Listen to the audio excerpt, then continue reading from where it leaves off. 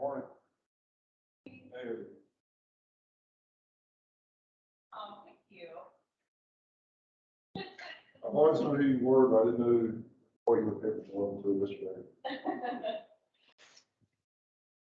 Are you the speaker today? Yeah, I'm gonna try.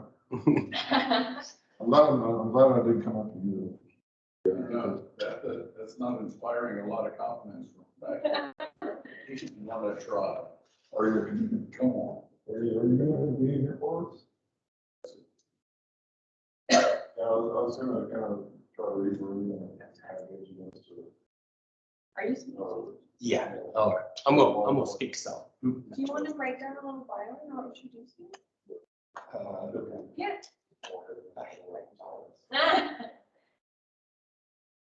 don't think you were. Well, you make it then. Take a look at your bio when you get back, because a lot of them, they just pulled it off. So Oh, we can. sometimes they get nervous. There you go. Yeah, my LinkedIn ought to be early, 4 years. There you go. You need any help pulling up your PowerPoint or anything like that? I'm gonna see if I can. That would be the man desk right there. We got all the Yes. Yes. Let's see. It's like he's got to go get some breakfast or something. So Let me see if it's on here. there should be a folder already open with a few of them in there. Do you see yours? I don't think that I see yours. I'm gonna run downstairs to see if I can extend my checkout real quick. Do you have your, do you have a thumb drive with your presentation on it? They said it was supposed to be on It's not. I'll see it. Unless it's one of those, ones that on the computer. These are all the ones from yesterday. Or actually, you know what? It's right now it's in quick access. If you just scroll down to group or just click right there, because there might be, it's the same ones. Yeah. but they said, yeah, Rachel, I talked to her, I asked Rachel about it last night, she said it was gone. They put They it uploaded it. on another folder here. Let me. Let me run to the ballroom, see if Rachel's in there, and they said it was on the SharePoint. She's not in there. When I was told they were all in this folder, so if it's not there, it's not, yeah, we'll probably look at She said it. it probably was on the SharePoint. You can access your email on here too. We had to do that for one of ours. Yeah, part of our issue is that we just, just merge with the lines. Yes. And so they, and their SharePoint, we don't have access to everything. Everybody else has access to it. Or we may have access, we just don't know how. Was it emailed to anyone? Because you could access your email. I have the, Hey, Rachel. I have a copy of the The presentation. presentation's not on the computer. Is it possible you could email that over to me or Andrew? I have the presentation, it's just not. Okay. Oh, okay. Well, I already got your teams meeting started and going, so basically we just need the presentation. Okay, I'll take care of it. Thanks. I'll be back by before you get started, make sure everything is legit. Okay. She should be emailed. I'm gonna run downstairs real quick. Okay.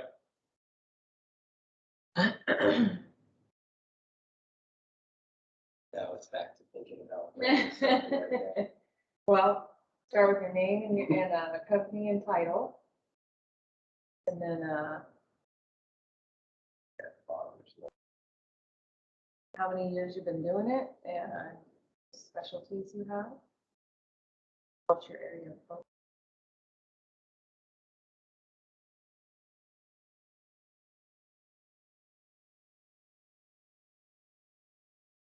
And then you do your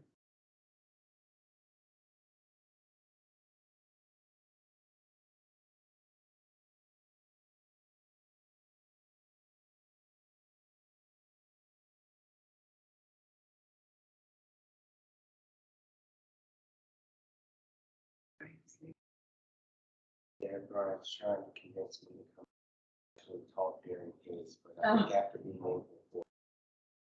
I don't want to do it. on the last day, yeah, you're gonna already He's just trying to find a way to stop tired. Yeah, because he did 2 presentations on it. I know he did a couple things yesterday. Oh.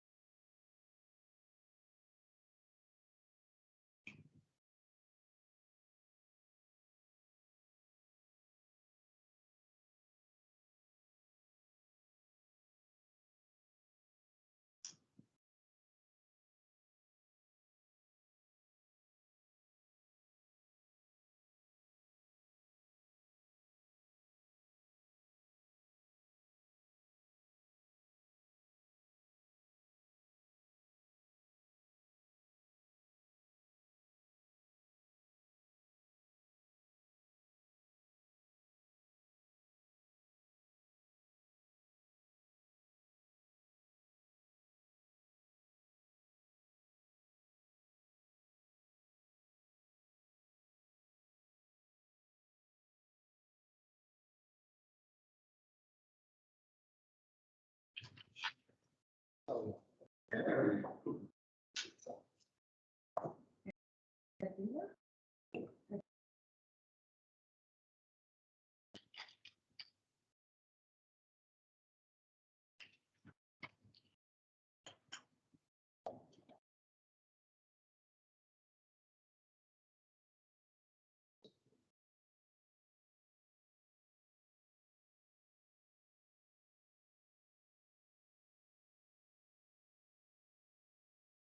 my whole fear is that get the presentation back 30 seconds before we start. Oh, it's okay. That happened with one of ours. Ours wasn't up for another group of them, and they had to like get it to email. They were 10 minutes before they got it. Yeah.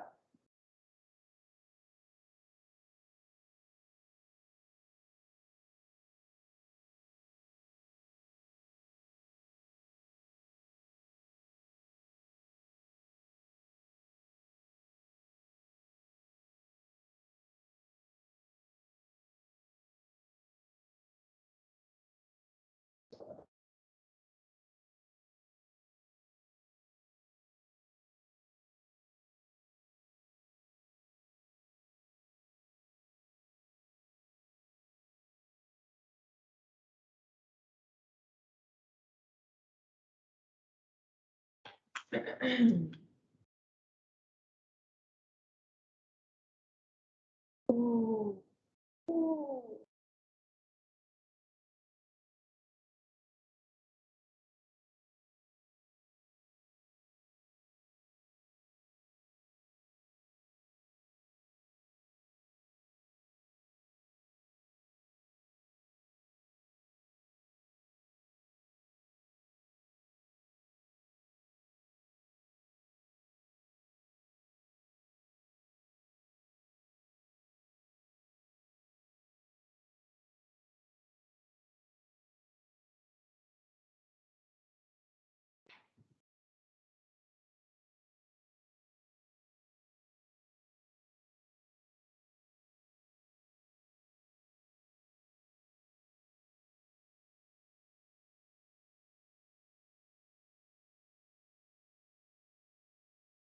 Your presentation? Not yet.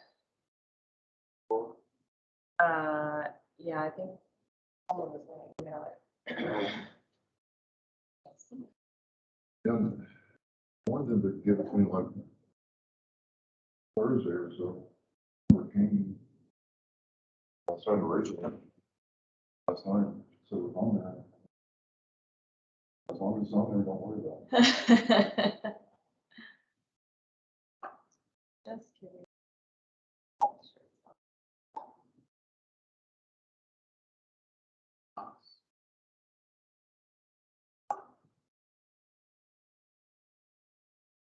You have a musty guy. Yeah. So we'll have at least two people. Well, that's all you need, right? Yes. Don't know which one is you said.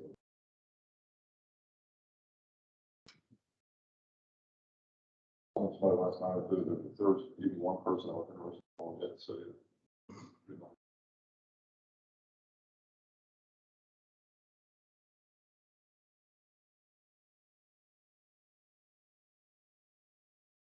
Any success getting a presentation yet? No. Okay. Cool. I'll be back with this in a little bit.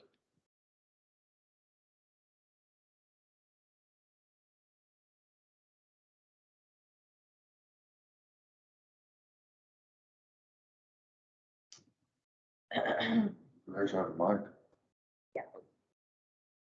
It's good. Morning.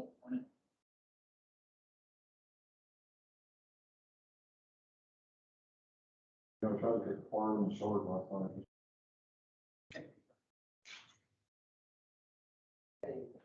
There you go.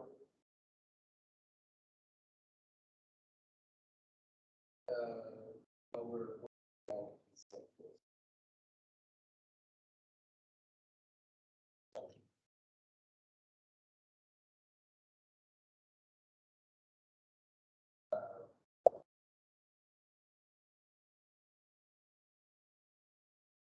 just, if we get it in the email.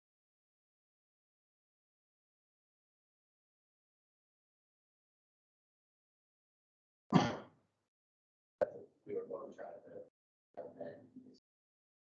I guess we can. Forward it.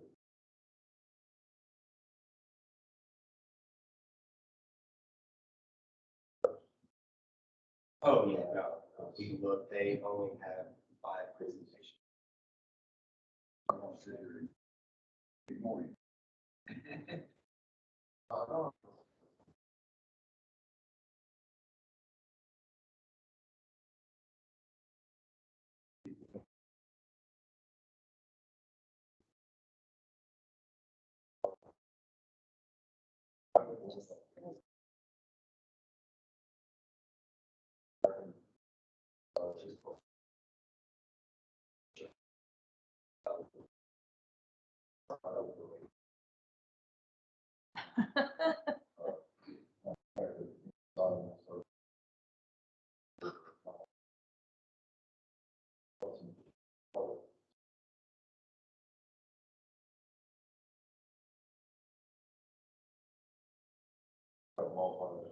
Okay, that's the line.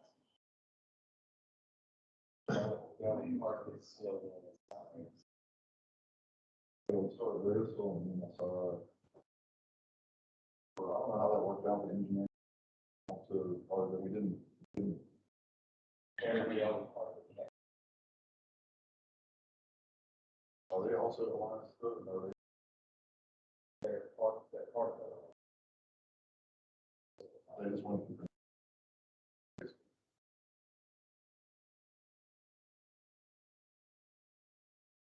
Yeah, I mean, I like working with her.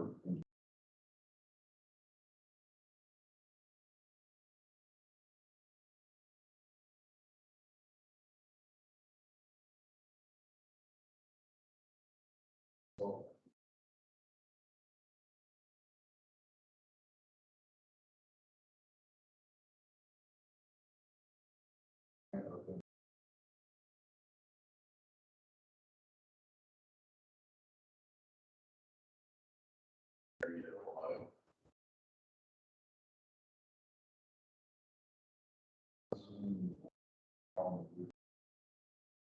big fan.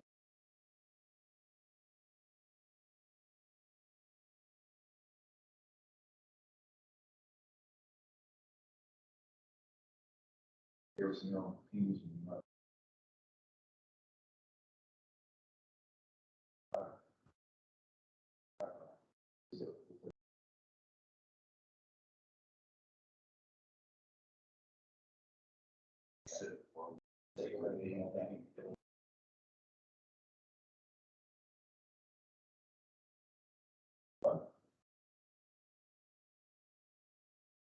yeah.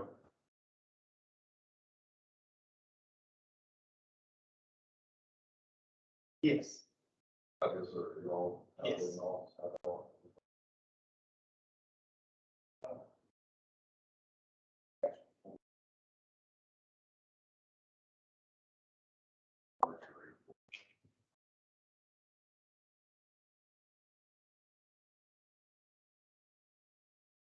Okay, so let me get my mail. Okay. Give me 1 second. Let me see if I can log on and try to get there. Okay. Does it say how big it is, or it's it's on that SharePoint?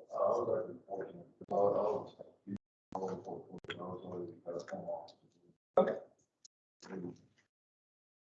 Give me 1 second. Let me log on to my email on the main computer. That way we don't have to figure out a way to get it on. Yeah. I don't know, so that.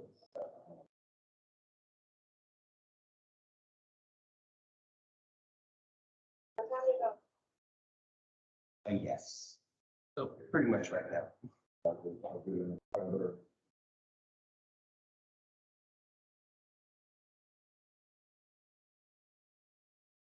It's there. I can. Oh, we lost now. sorry. Oh, it's okay, it's not me. We're separate. Mm-mm. Oh, no, that's that.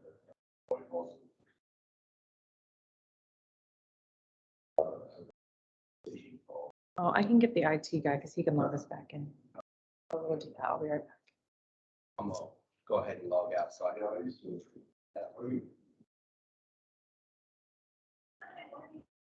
Hard passing, yeah.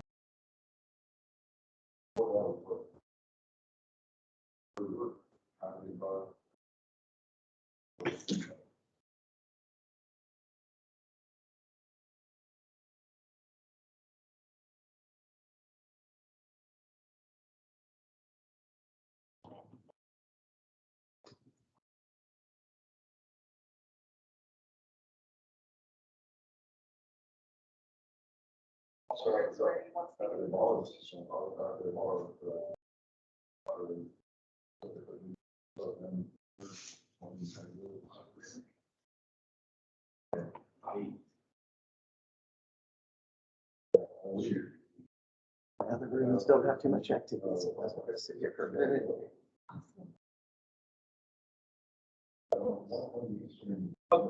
Okay, Rachel, I see it in my email. I'm downloading it now.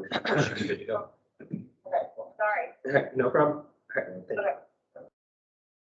And also, I've also will be in there.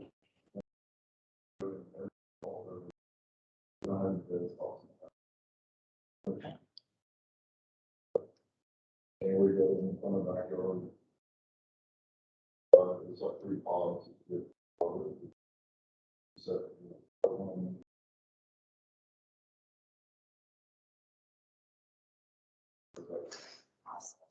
Okay, I'm gonna let you do that. Yeah, just double check teams, make sure that we're.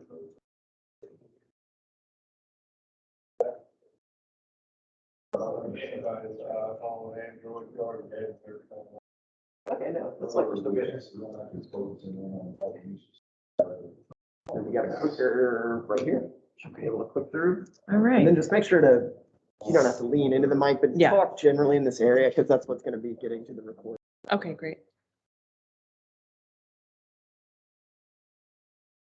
You ready, Andrew? We got it. Okay, so I'm going to introduce our speakers today. We have Andrew Gunn and Aaron Medema, both from Alliance Technical Group. Aaron is the Director of Compliance with 20 years of regulatory experience conducting audits across the United States, focusing on LDAR and B1 programs. And Andrew, companies have relied on Andrew's analytical operations experience to drive company growth through the implementation of innovative technologies and organizational processes. Andrew thrives on understanding how to effectively manage project finances and reporting to strengthen internal and external customer satisfaction. Yeah, we're not gonna focus on finance today.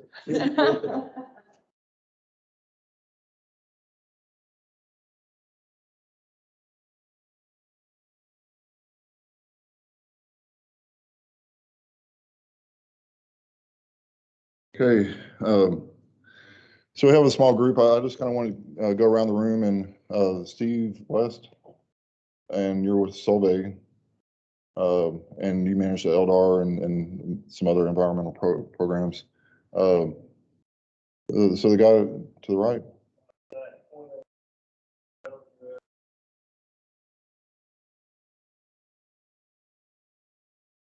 Delic US? Okay, okay. I know you're Formosa, right? And,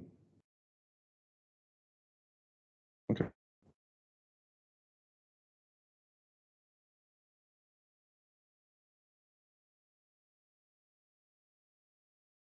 Cool.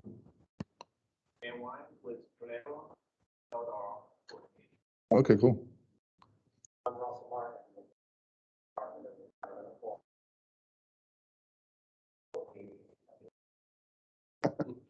Well, I mean, originally this was kind of geared to be more of an intermediate, but I'm going to try to make it more advanced for you guys since everybody kind of knows all the intermediate stuff.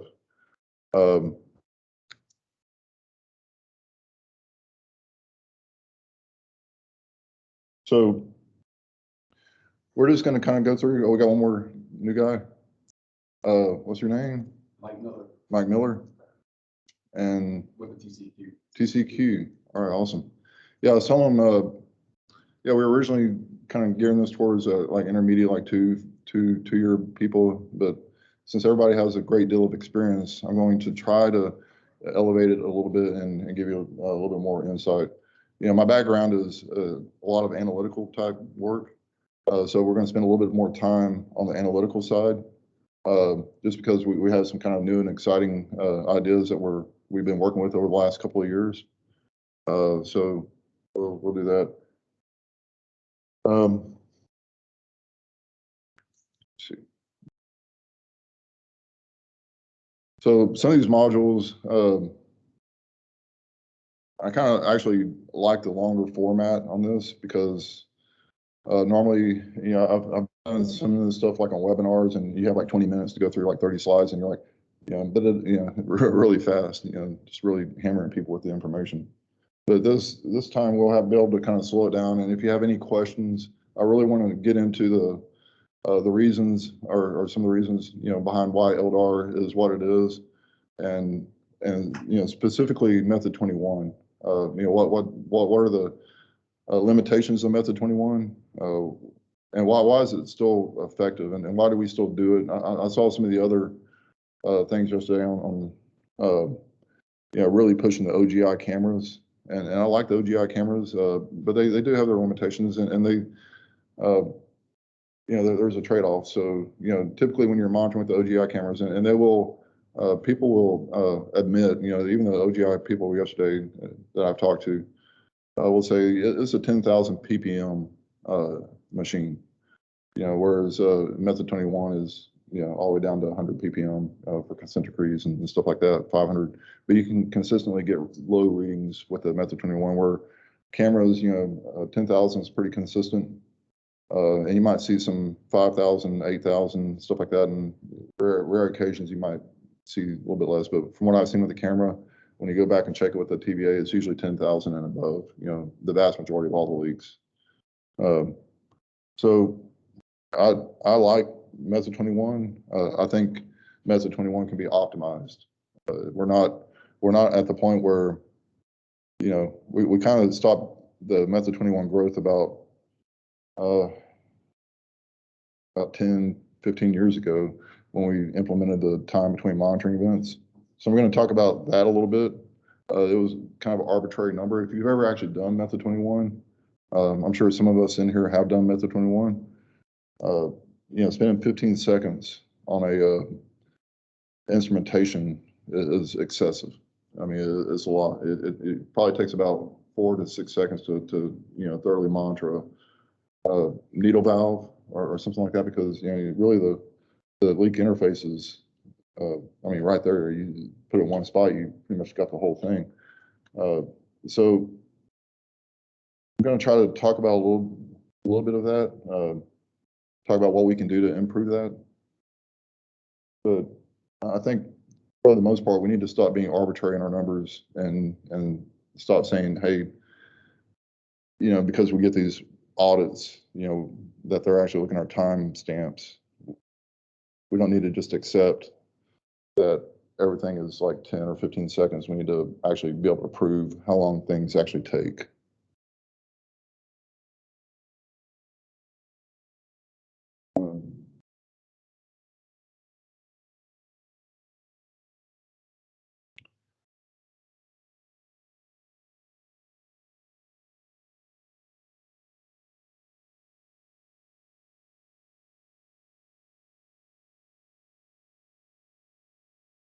Let's talk about a little bit of the evolution of the LDAR.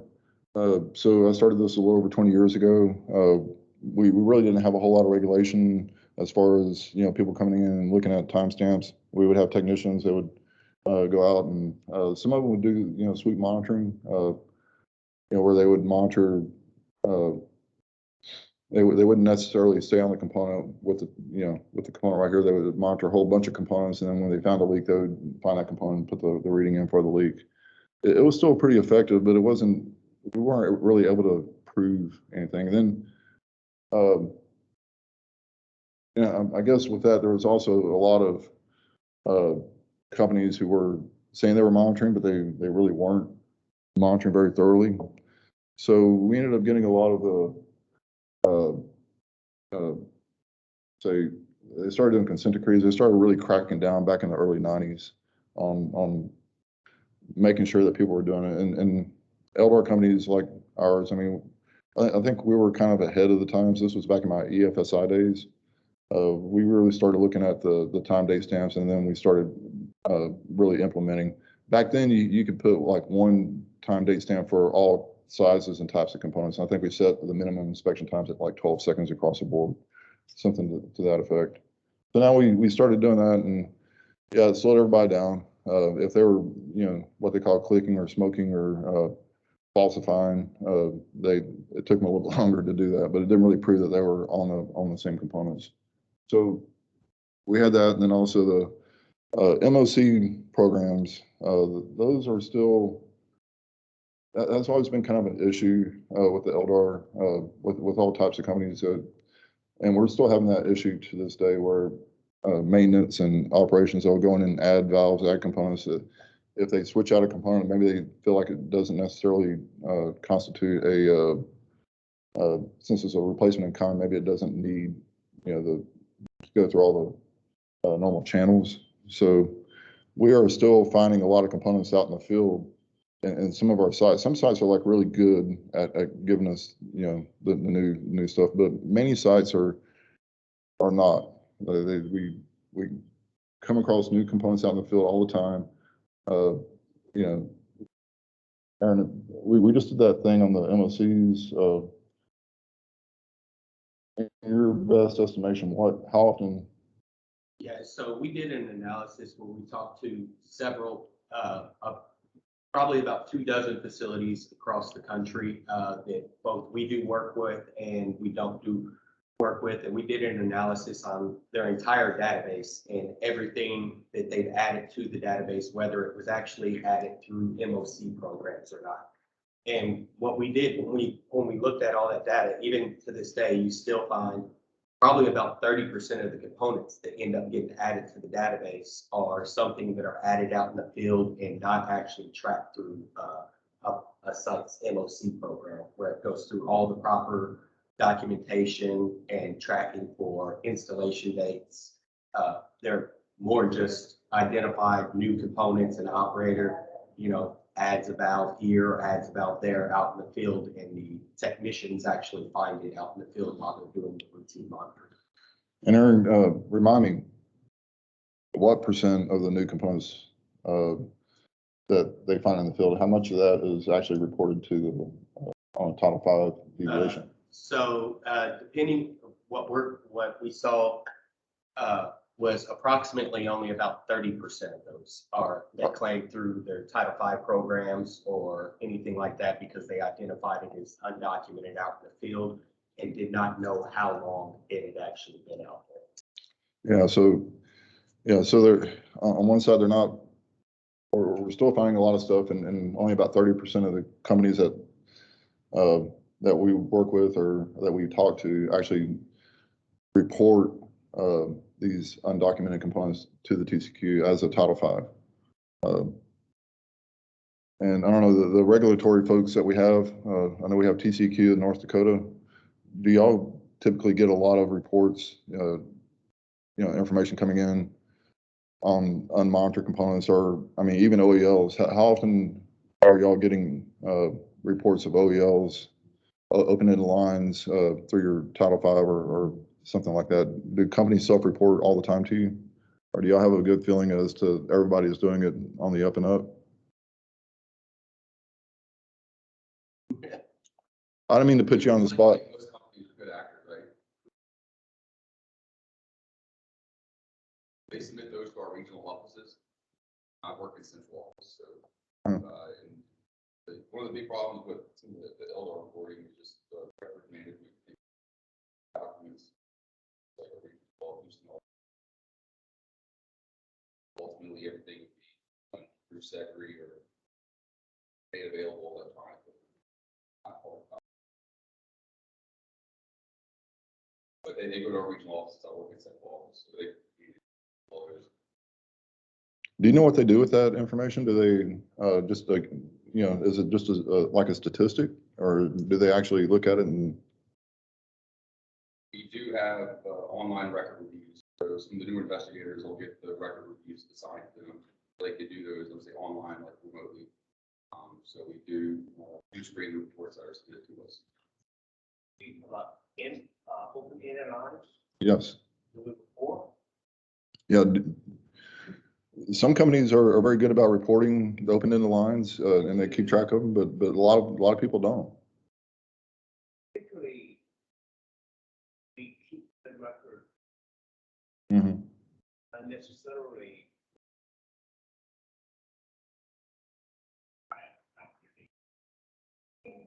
Not required to open LDAR. Here, Report, federal report, where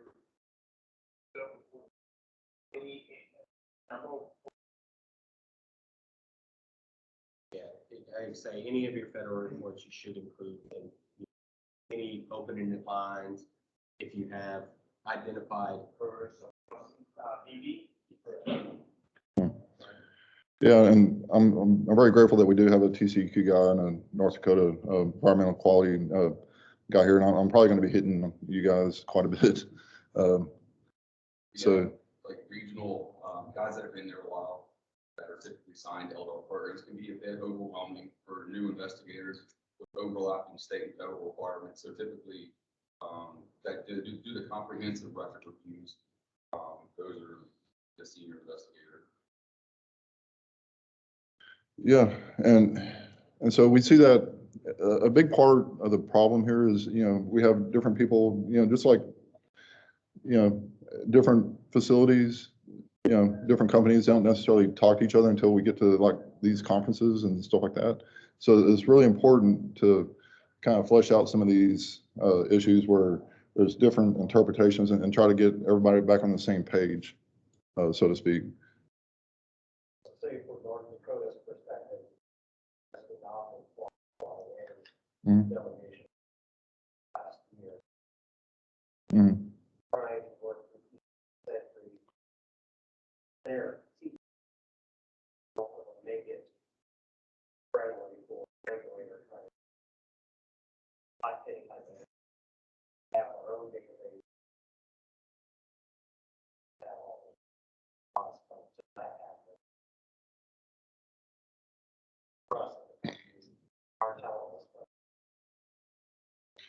Yeah, and so let me kind of take a step back a little bit. Do we have any oil and gas guys in here?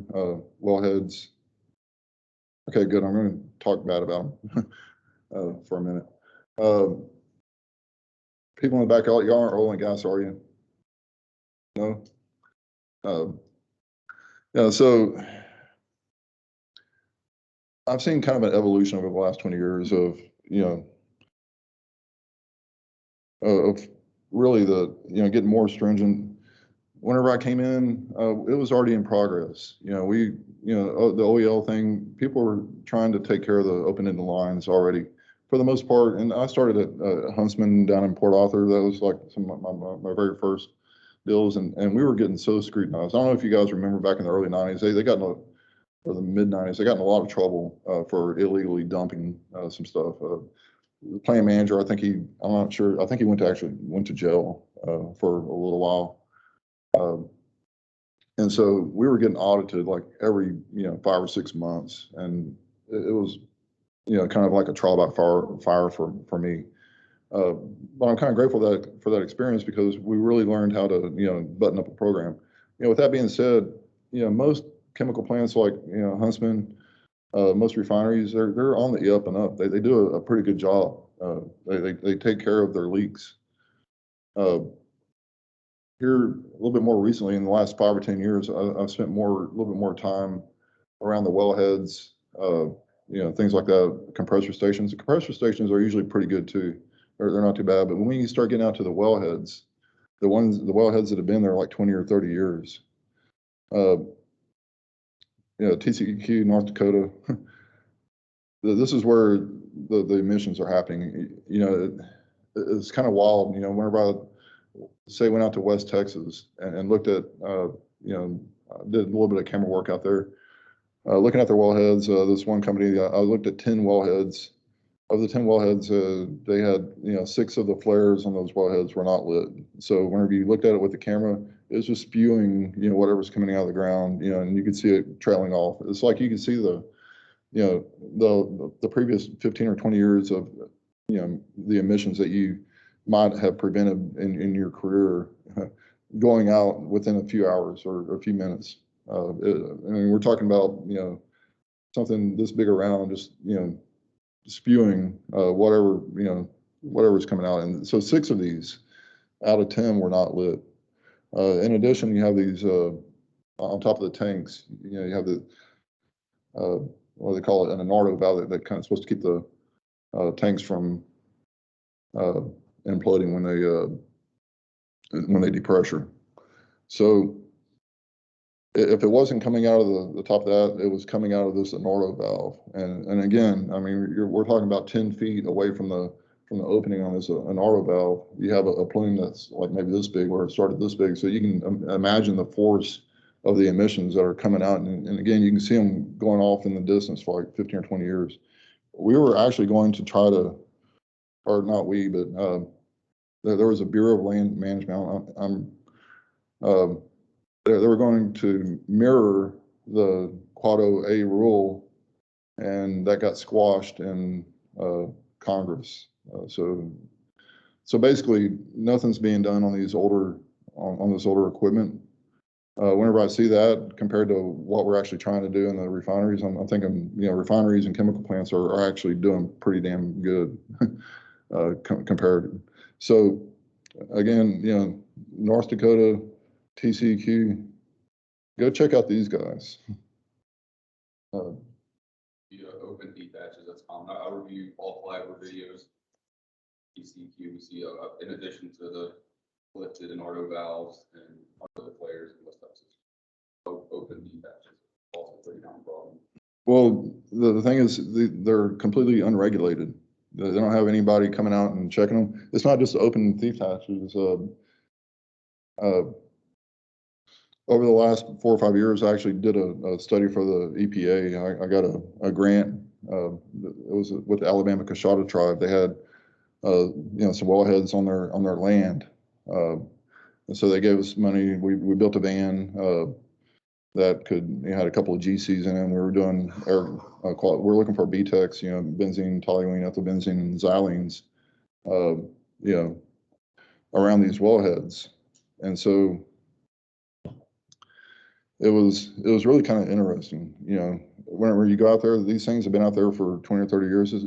I kind of explained it like an old car. If you've ever done it like a restoration, it's not a car that you drive all the time. But if you want to try to put the emissions back in that car, like it was when it was new, that stuff is not available.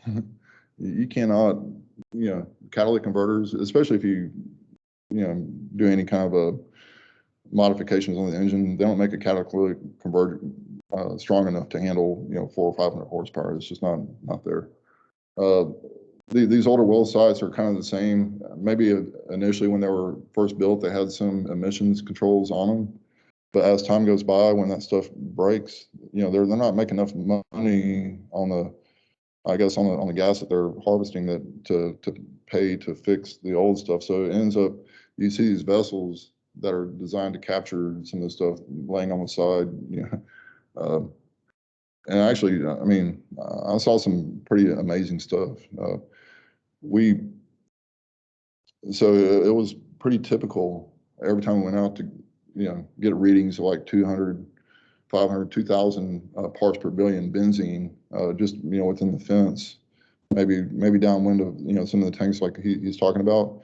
But you can see with your naked eye, whenever you look up at these thief hatches, you can see the emissions just, you know, pouring out into the atmosphere because, yeah, they leave them open. They leave all these thief hatches open. And I'm not sure why. I think they said it's easier to get to start the process with them open. I don't know, but we did walk up to on top of one of these platforms. They usually have like a little catwalk in front of these, and in one case, it wasn't just the thief hatch that was open. The entire top of these tanks were rusted out. They're open. It was just like an open pit of hydrocarbon sitting there. And yeah, and they knew it. They just weren't required to fix it. We you know, with it being Indian, you know, like tribal land, you know, they called them up and said, hey, yeah, and then they fixed it after that. But only after somebody actually looked at it did it get fixed. But and the bad thing about the tribal communities is, you know, you'll have these wellheads, but then you'll have a housing addition like within a stone's throw away from it. So within a few hundred feet, you can, I mean, literally, you go out the gate and then there's somebody's driveway right there within 50 feet. So if the wind's blowing a certain direction, they're getting subjected to, you know, benzene, you know, like 24/7. And they were having, you know, it was a cancer cluster. And they were also getting, you know, a lot of the classic symptoms of exposure, you know, the nosebleeds and stuff like that. It was really kind of bad. But I wouldn't want to live in a house that was close to something that was not being taken care of like that. And I'm sure North Dakota has, you know, plenty of tribal lands as well. The EPA has jurisdiction, so Is it EPA or is it? EPA's problem. Yeah. Well, you know, I probably need to get off my soapbox on that. I'll tell you, when you spend a big chunk of your efforts over a certain period of time, and you see, you know, that stuff, you get a chance to talk about it. You kind of go off the deep end sometimes. One quick thing, from North Dakota perspective, is that automatic questions asked of us. Yeah. Understand for our old wells, usually pretty low gas. There's not much gas components. At the same time, most of our wells are also high H2. For us, it's not necessarily benzene or even the leaves, the H2S that they're trying. Yeah. I don't know enough about the processing side as to why they were, you know, what exactly they were. I know they were trying to collect the liquids because the liquids were more valuable than the natural gas at the time. But yeah, to me, in my opinion, they weren't making an effort to even try to keep these lit. They had one guy going around monthly just to look at it, and he would try to reignite it or not, and so it's like I can't get a lid, so he would just move on. Basically, just not enough effort, probably not enough money in the program to work it, you know. And I doubt there's maybe the price of natural gas now is at the point where they're making money, but I know back then they weren't. They were losing money. So we're talking about the 180-day implementation times. We had some. I know we were talking about the VBA. So there's always been a big discussion on when you start up a new facility, how soon should you have the LDAR program implemented, and how soon should you have the valves monitor? And VBA, there's a requirement to monitor all new valves within 30 days. And I think there was some EPA guidance that said, yeah, you have to do this. And in practice, that's not always very easy, because if anybody's ever started up a new facility, it can be kind of dangerous within the first 30 days to actually get in there and do stuff.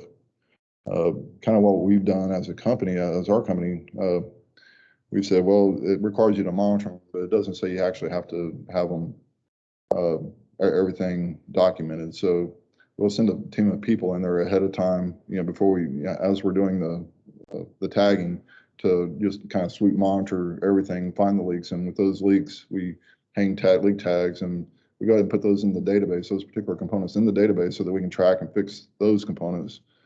But while we're tagging, then once those components get the real tags, and we'll just change the tag name in the database on those leaks to what the new tag name is going to be, and then we move on. That's how we comply with the 30 days. Some people feel like they have the full 180 days to get everything tagged and monitored for the first time.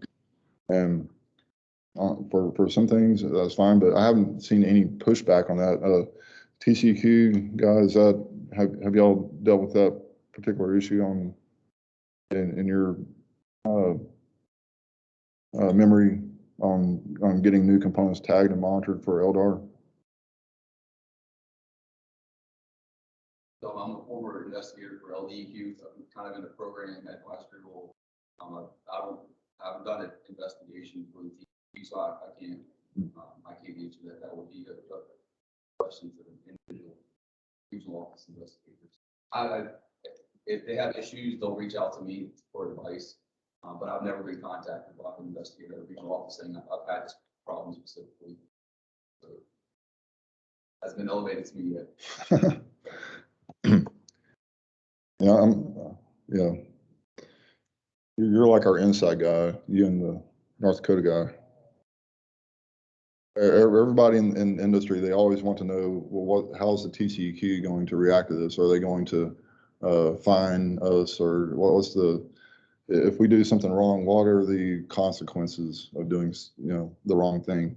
I guess in their minds, they want to do the calculus, and they want to understand, well, what if we do mess up, if we do miss these components, if we do report these deviations, are they going to come back and slap us with a bunch of fines, or are we just going to submit these deviations, and are we never going to hear anything else about them? We kind of get some information that we have an enforcement initiation criteria. It's a publicly available document. Why is it every 2 to 3 years? We kind of get an idea. It's going to be like a category A violation, category B, C, whatever. Companies, consultants are concerned about that. General guidance type of potential violation falls into this box. Yeah, I've kind of seen that, and then usually like the reporting stuff is kind of like the lowest level. It's usually like C, or an additional issue, or category C violation. Yeah, no, I haven't heard of anybody getting any kind of, from a reporting violation like failure to report, or just an error on the report itself. I've never seen anybody actually get any consequences on that. Aaron, have you? Any kind of violations with the reporting violations? It's all dependent on what the actual violation is. Actually, severity of. People with deadline, like failure to submit, obviously would be more severe than maybe having something correct data and saying, hey, we need to correct this. Yeah. Failure to submit, you're going to get a violation. Yeah, it's better to, but what I've noticed is it's better to get the reports and your data in with the best available knowledge at the time. And if you have to go back and submit a correction at a later date or time, it's always seemed more favorable that way. Because if you miss a reporting deadline at that point, you're already, doesn't matter if the data was right or wrong because you missed the deadline. Okay, so with all these issues, from the early 2000s, late 90s, we kind of got into, we started getting these consent decrees. I think the first one I remember was like one of Marathon's. I think they had one of the earlier ones. But consent decrees, they usually they focused a little bit more on the accountability. They try to actually say, okay, if you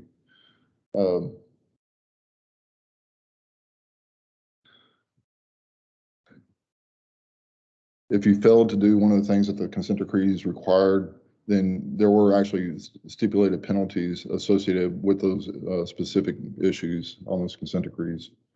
They required actual training of the technicians, and then also the third-party audits was the big thing. Probably one of the biggest things that actually helped the industry in the last 20 years is the third-party auditing, the requirements on the HRVOC audits on a yearly basis, and then the consent decree audits on the every other year basis. It requires somebody to come in and actually do comparative monitoring at your facility.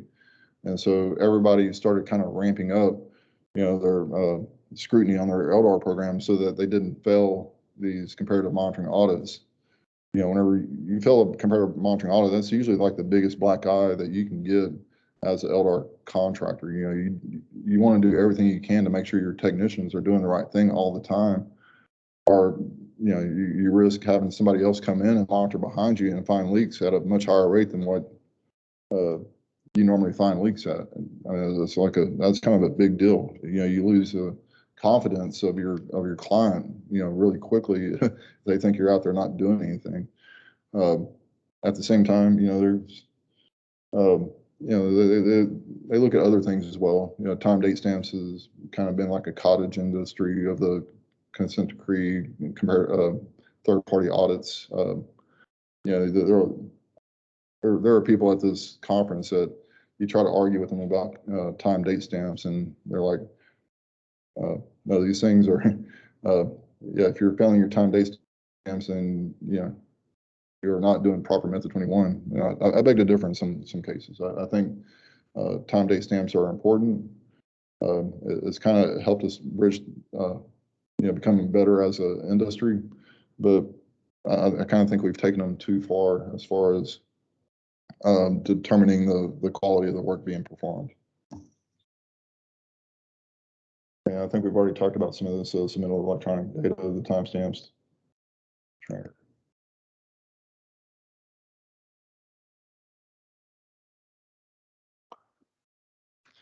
And so, yeah, they emphasize the accountability, and it kind of makes it to the point where, since you are getting audited on a every 2-year basis, you do have your LDAR program is in the limelight. You know, it's your time to shine if you're the contractor. If you're doing a great job.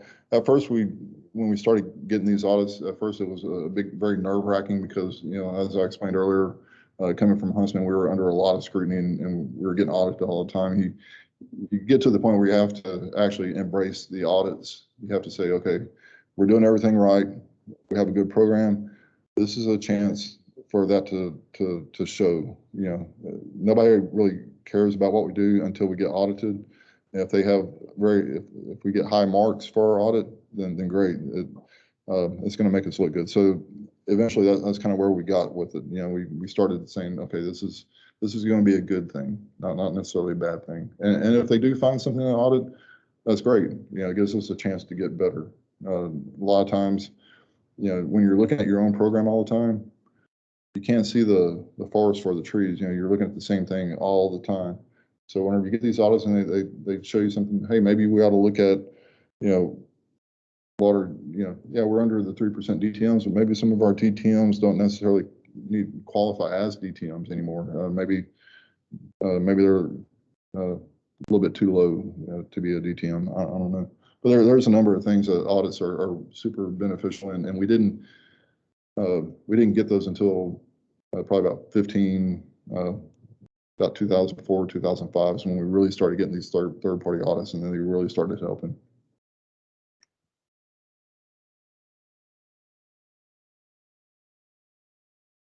I'll talk about some of those.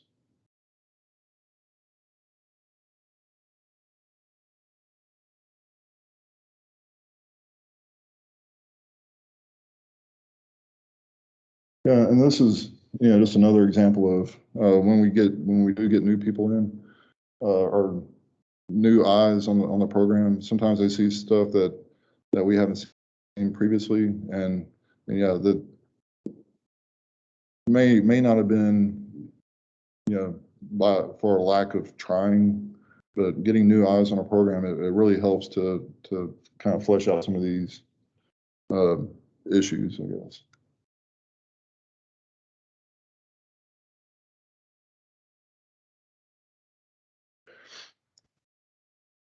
And so, you know, with the consent decrees, and we've actually helped, you know, some of the companies navigate through some of the requirements in the consent decrees, and it is, you know, somewhat of a negotiation when you get a consent decree.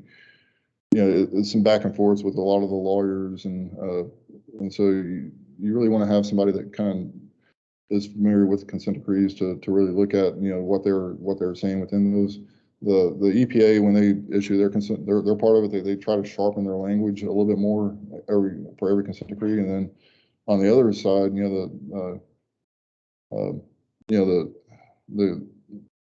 the I think right now we're kind of going through all the natural gas providers, the NGL plants, they're kind of getting their consent decrees. I think the refiners all kind of went through that process already about 10 years ago. Yeah, and the big thing now with the second round of consent decrees that you see most places, which I'm sure some of y'all have, ELP programs, requiring low leak technologies, even further reduced preventative maintenance action items. They started off around 250 with most of the second round consent decrees. You're starting to see those preventative maintenance action items that they write into your consent decree.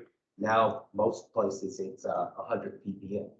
And there are a few consent decrees coming out now that, you know, we've talked in negotiations. They're starting to look at leaking definitions in consent decrees and consent orders as low as 100 ppm for some facilities as well too.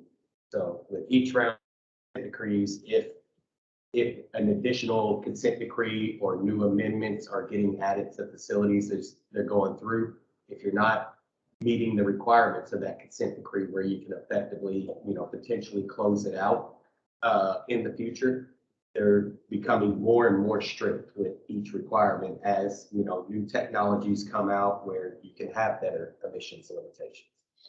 Is anybody right now going through the consent decree negotiation process at all? Is anybody under consent, or you're going through the process? Termination? Yeah, we actually went around the room when we first started and introduced, what was your name? Which one? Richmond? Richmond, okay. Yeah, California. Okay, cool. Yeah, California, I'm just now starting to learn the regulations for California. Yeah, you mentioned like, oh, as low as 100 ppm, but that's what our local regs are, so we're pretty used to it. Yeah. For every other state, 100 ppm is a very low definition. Yeah. For California, it's normal. Yeah, I think our local regs are stricter than our consent decree, so even when we got the consent decree, it wasn't really a big deal. Because we were already getting. Yeah. And that's something like throughout our careers, any of us that have been doing this a long time, we know, like if you have a consent decree, when you first got the consent decrees, they were by far more stringent than most rules that you have. But as facilities triggered GGGA, BBA, a lot of their federal and state applicability, like the leak definitions and stuff that were lowered for your consent decree, now your normal regulations require that. So even though it's stated in your consent decree, you're doing it because, you know, you've triggered a newer, more stringent. Yeah, one word of advice about people going through the consent decree process, if you have to do it in the future, all the consent decrees, all the recent consent decrees they're typically going to be public information. So you can actually do a search and get those, or you can ask your, you know, those are available. You can ask your LDAR provider, and they'll typically have access to consent decrees. It's not private information. You know, once you get a consent decree, that's all public. So one thing I've done to help some of our guys is I'll put 3 or 4 consent decrees next to each other, and I just kind of go line by line. Consent decrees are very similar, in that they have the same language. They don't go out and rewrite consent decrees every single time. They use the same ones, and they'll kind of tweak them a little bit. And they may add a few things here and there, when they feel like, well, this was misinterpreted. This isn't exactly what we wanted. So they'll kind of massage that language, make it a little bit more stringent, but it really helps when you're going through the process, when you're negotiating, to have all the recent consent decrees all next to each other. That's where you can say, well, this company, they didn't have to deal with, this stringent of a regulation. They were able to do this. So that's kind of like, that's one thing that we've done that really seems to help. The other thing is to understand the cost of the consent decrees. Every one of those paragraphs have a kind of a specific cost associated with them in implementation. So, and you can kind of put a number to that. If you can do that over the cost over 4 or 5 years, and you know which parts of the consent decree you really need to fight and which ones you say, okay, we can do that, and it's not that expensive.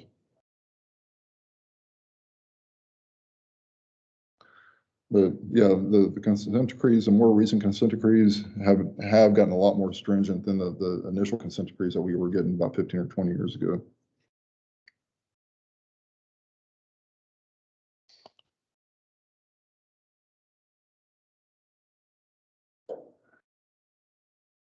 So, we're talking about the LDAR contractors here. You know what? You know, why do people stick with certain contractors? Do they feel a certain comfort level? Have they not gotten fined? They're used to the same amount of money. You know, we kind of know that, you know, whenever you go through a bidding process, everybody kind of tries to lowball just so they can get their foot in the door. Sometimes, you know, whenever they make a change and, okay, they'll see that, okay, the prices, you know, this is what we paid for initially, but over time, the prices have increased. If they're kind of comfortable with the amount they're paying, they're very hesitant to change to a new provider. So yeah, I mean, I think it's helpful to understand why it is you stay with a certain contractor. And we'll be taking a break here in about 5 minutes for, I guess, about 10 minutes. We'll try to take, you know, a few breaks just to kind of let everybody move around.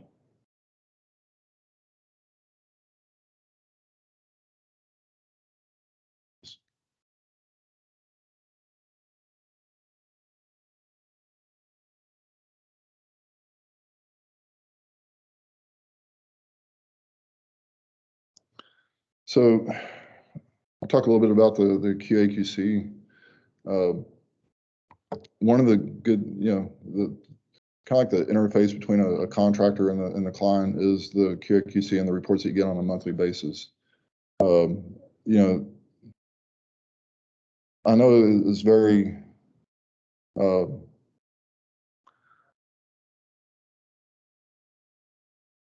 I'll put it like this, a lot of the contractors, they would like to be able to give their client a checklist almost. Everything that they're doing is 100%. As somebody who's been doing QA/QC or having these programs for over 20 years, I can say nothing is ever 100%.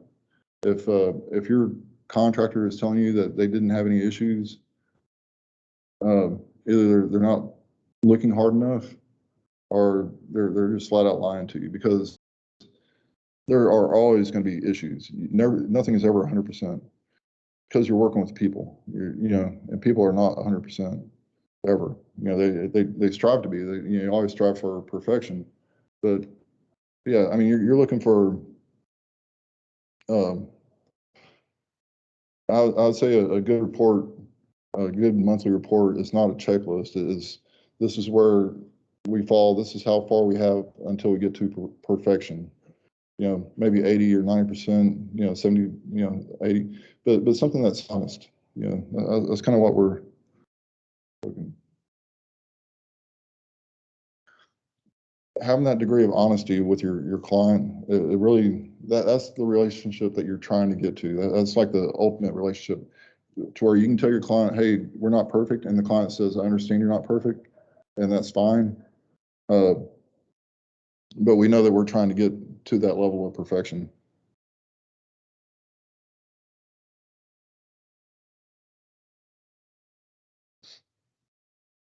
You know, so we're really trying to get to a point where everybody has that warm and fuzzy feeling. You know, we know we're doing a good job, and the stuff that we can actually measure on a monthly basis. We're not just looking at a report that says everything's great month in, month out. We're actually identifying problems within the program that we can fix, and then we show what we're doing to fix those problems. I see Cedric back there in the back. We went around earlier. Cedric is, we started out together with the same company over 20 years ago. It's been a long journey.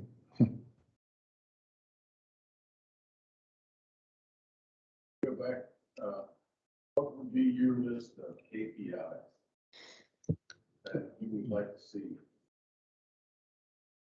Quarterly basis that your QC? Well, you want, I mean, there are some things you want to know. You want to know that you didn't go past the 5 to 15 day, and that should be almost always 100%. I mean, those are the simple things. Those kinds of things go without saying it, and you should know that, you know, whether or not your contractor made a mistake before the quarterly report gets to you on that level. But yeah, you can definitely have that type of stuff. You know, some of the things we talked about earlier, the number of OELs that were found within the month, the number of, we don't always get these or do these in the monthly reports, but the number of new components that were found in the field that weren't previously documented that we talked about that aren't necessarily getting reported as deviations, but that kind of thing to me is important because it gives, you know, your environmental contact a chance to interface with the plant and say, hey, you know, we need to tighten up our MOC program, our management of change program, because we're not capturing everything. If that stuff doesn't get reported, then you will never improve as a company. You will never, or as a contractor, you'll never get better. It'll just persist. And a couple other key factors like in KPIs that you want to make sure that you're having for your LDAR program, which we'll have some examples on a couple ways that we actually track it ourselves using some predictive analytics and stuff. But it is a way that you're confirming the accuracy of the actual monitoring, whether it's your comparative monitoring, audit findings, some sort of analytical data that lets you know where, that you're monitoring and all your inspections are falling within a specific range that it should be for that facility or unit, depending on the previous information that you get there. But you definitely want to have in your KPIs something in there that gives you the assurance, not just that, you know, you've checked everything, but that the accuracy of the monitoring out in the field is correct, because that's the biggest key factor. If you're doing that part right, you're usually identifying any open inlet lines. You're identifying any components that may be added, you know, we call them midnight MOCs, where they just put it out there. That's the day in, day out work that the LDAR personnel is doing out in the field. And that's the best overall indication of the health of your program. If they're getting that, if you have a good sense that that's being done right, it lets you know that everything else that they're looking at in the field is good as well. Yeah, and we're going to get into that a little bit more. We have like almost a whole module. Not the next one, but the one after that. We're going to talk specifically about the analytics, what we're looking at on a monthly basis, and how we can actually judge the quality of the monitoring based on the comparison of the current monitoring versus the historic monitoring. So, and then there's also some efficiencies that can be gained from that as well. So it's not all about trying to improve. In some cases, it's helping to maybe allow the technicians to go a little bit faster. But we're going to cover some of that here in a little while.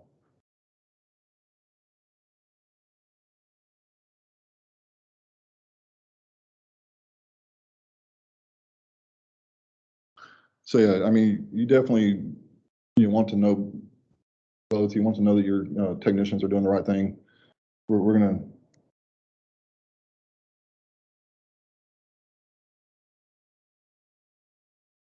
get to the good stuff here in a minute.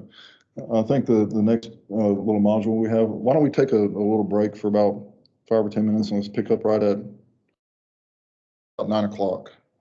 So everybody have a chance to kind of get up and stretch for a minute, get refresh your coffee, or trust me, in the modules that we're going to get into, you're going to want to be caffeined up. I mean, as much as I like it, I know not everybody likes it. Not everybody has the analytical.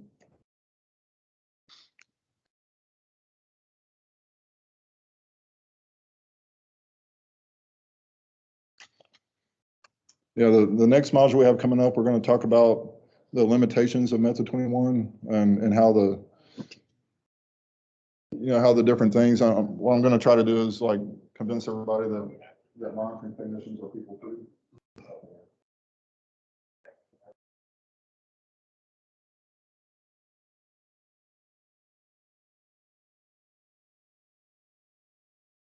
Okay.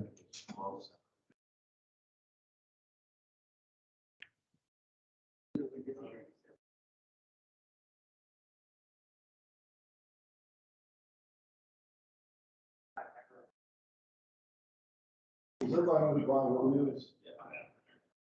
Brian Willie? I don't know. Me and him used to do these, Brian Willie. But it keeps you all day. Like the previous model. We all didn't call them this. We all knew that one. The management and I said, "Here's the law."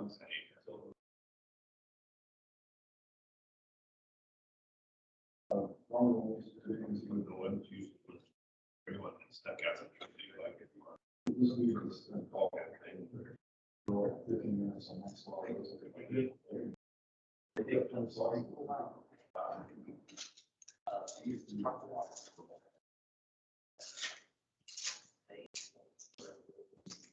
No, it's awesome. I work.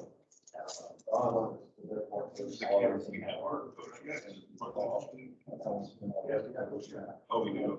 Yeah, we just.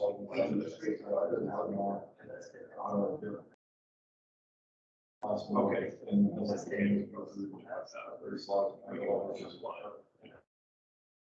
They might go. Oh, because you guys are.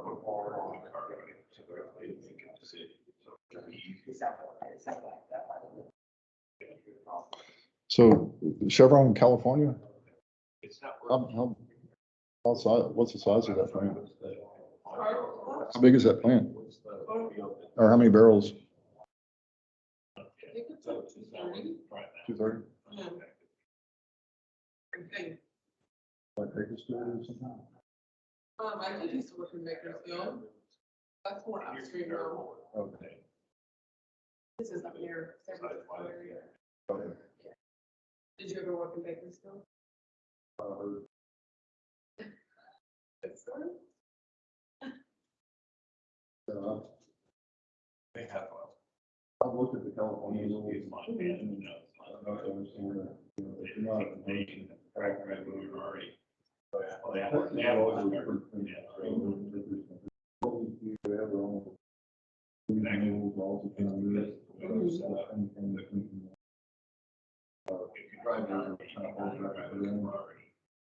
No, it's tough to operate in California. The local air districts are really, really strict, so like we monitor connectors, we monitor everything quarterly. Pretty much every regulation applies.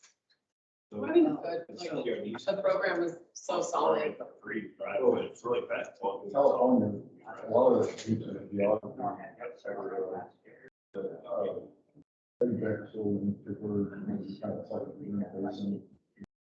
We have Bakersfield, it's a bad reputation because since they are lower, I've been there.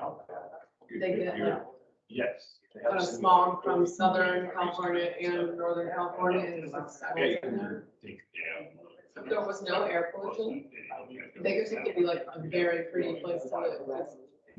It's surrounded by mountains, it's actually very pretty, but you can't really see them moving.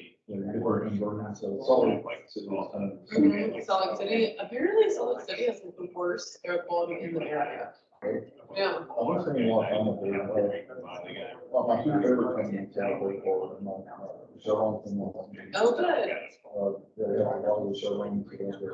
But you can go to A lot of them saw all the cars. I live in. Yeah. So they have They have, Yeah, oh, definitely. And my mother favorite one is, Oh, yeah, yeah. I heard good things about that. so they have a poultry, is, right there, Chevron.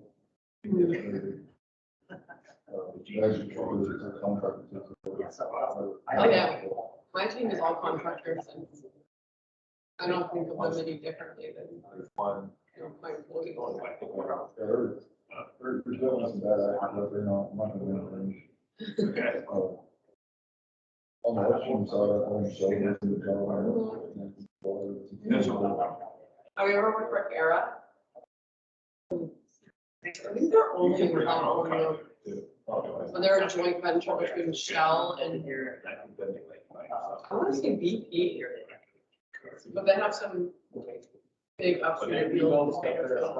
Then I would, we don't know if I know about what's happening. At first I thought it was giving us.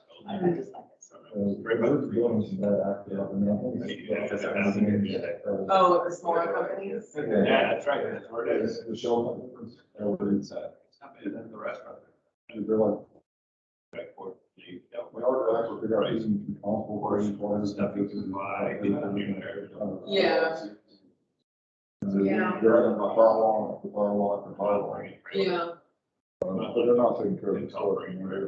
yeah, I think Chevron does, I mean, both upstream and downstream, not to So you gotta. brag about that company, but I think they do a really good job. Oh, and, yeah, Chevron, Marathon, Because that's the well, one.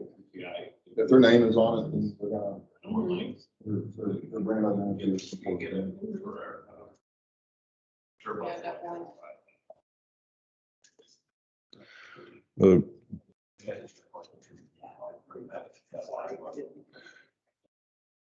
I don't do a lot of work with Huntsman anymore, but back in the day, whenever I did work with Huntsman, they would, I think they were all. They're always coming to have. Yeah.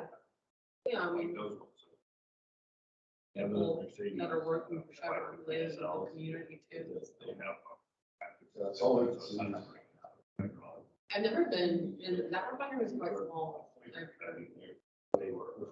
The Chevron one, at least, there is pretty small. The Marathon is one I visit. Oh, okay. Is that, do you know how many barrels that one is?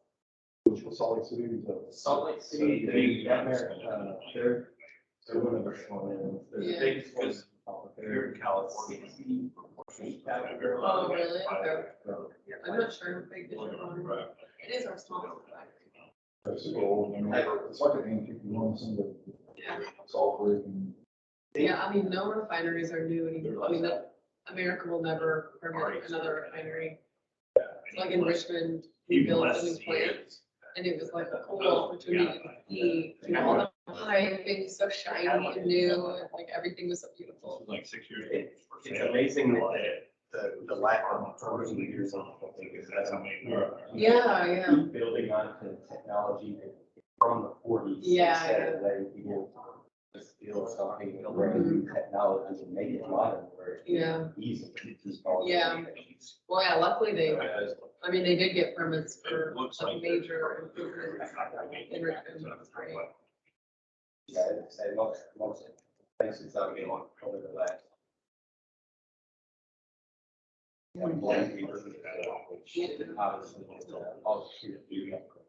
Yeah, Take out everybody has. yeah, yeah, I mean, if the regulations drive it, right, then it's easy, but if you want to just make something better, it's a lot of hurdle.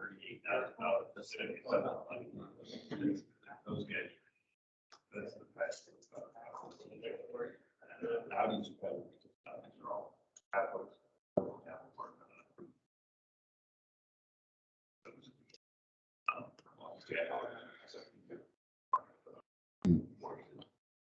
All right. You ready going again? So this is a module that I actually like more than pretty much any other module out there. I'm going to talk about the variable quality, the variations in the quality of the monitoring and what can actually affect them and how you can actually, what may affect the quality. It was really interesting whenever I was doing these statistics. I think I did this like 5 or 6 years ago.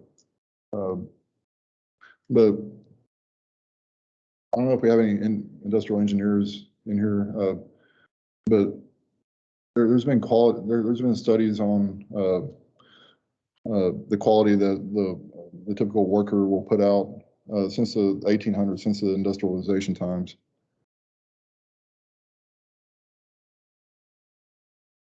So with monitoring, some of the main factors are the atmospheric conditions. Yeah, and whenever I talk about atmospheric conditions, I'm talking about the wind, the rain, things of that nature. Then the temporal, when I talk about temporal, I'm talking about the time of the day and also the day of the week. And all that affects how many leaks you find.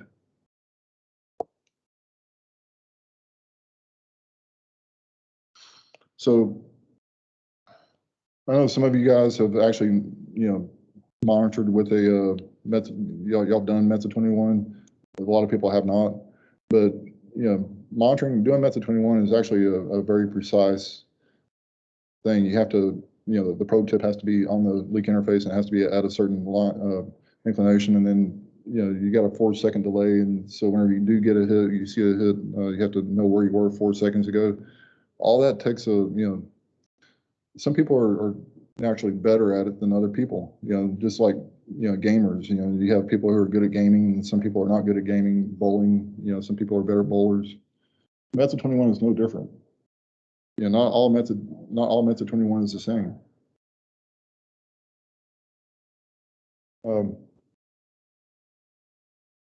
So we'll talk a little bit about the weather conditions. Rain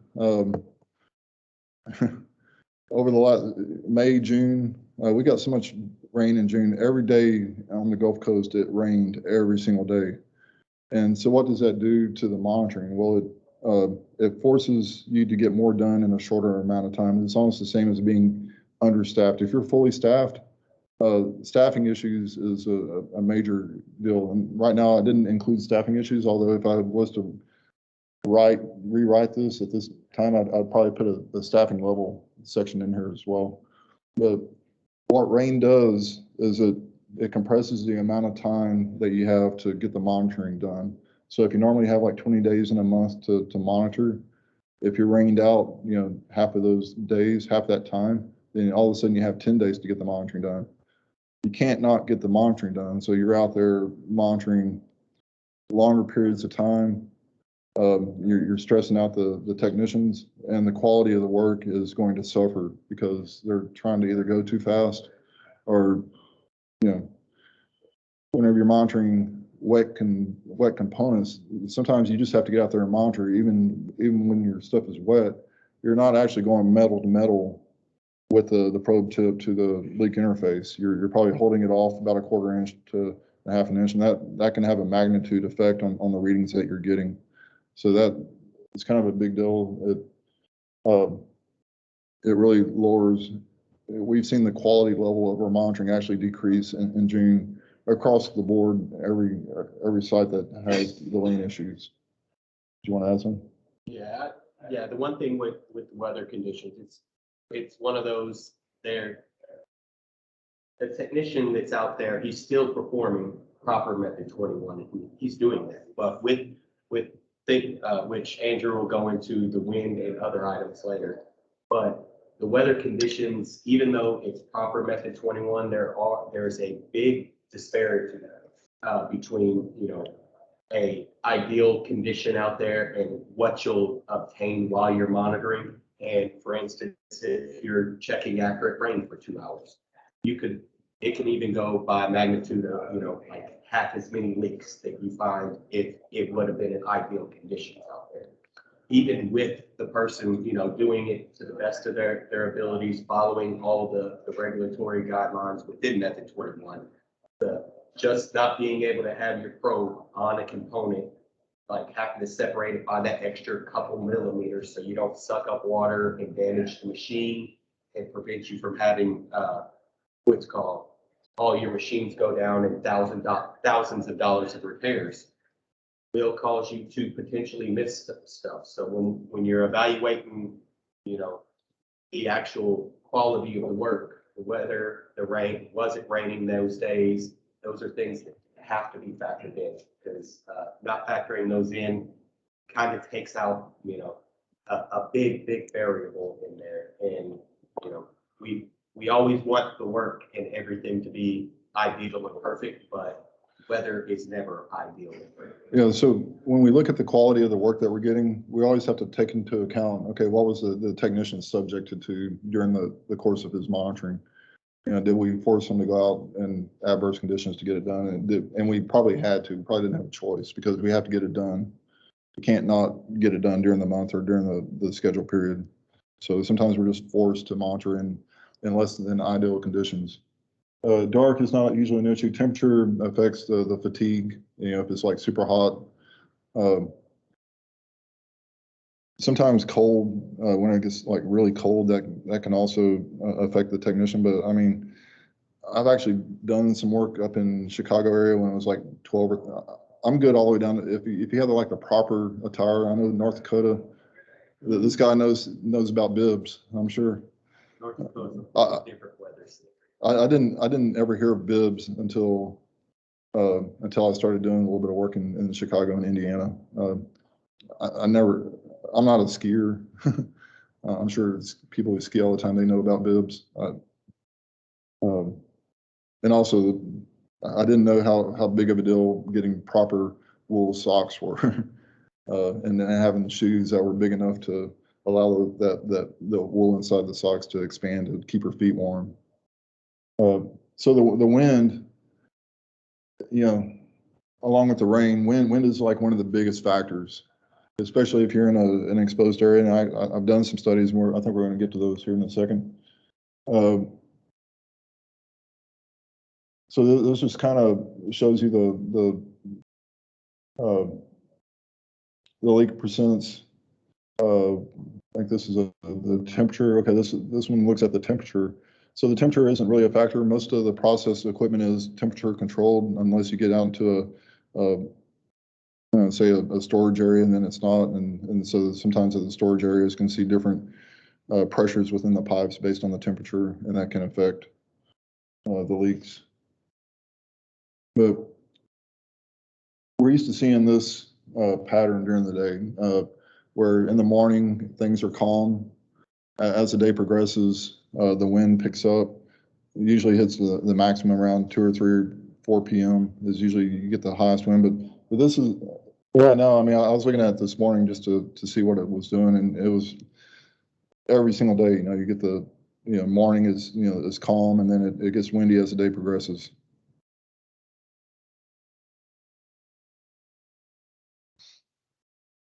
So one of our bigger facilities has a huge tank farm, and I'm talking about the Marathon in Texas City, pretty close to the airport in Galveston. So I was able to get the data from the Galveston airport, and I kind of meshed that with all the monitoring data to see how the wind affected the leaks. Lots of points here to go by, over 10,000. So it was really a pretty good statistic. And I did the tank farm because I really wanted to understand, the exposed areas. And if anybody's ever done Method 21 in a tank farm, and 15 miles an hour a wind in a tank farm is actually, if you're standing next to a tank, it's actually 30 or 40 miles an hour, because you have that, what we call it, Bernoulli effect or something. As the wind goes around, it increases in speed. So you're standing next to one of these bigger tanks. I mean, you're really getting blasted. I also did some direct things. We have some equipment that we use to train some of our technicians, and I set up some box fans with an anemometer and kind of to really understand how different wind speeds would affect, say some direct measurements on equipment.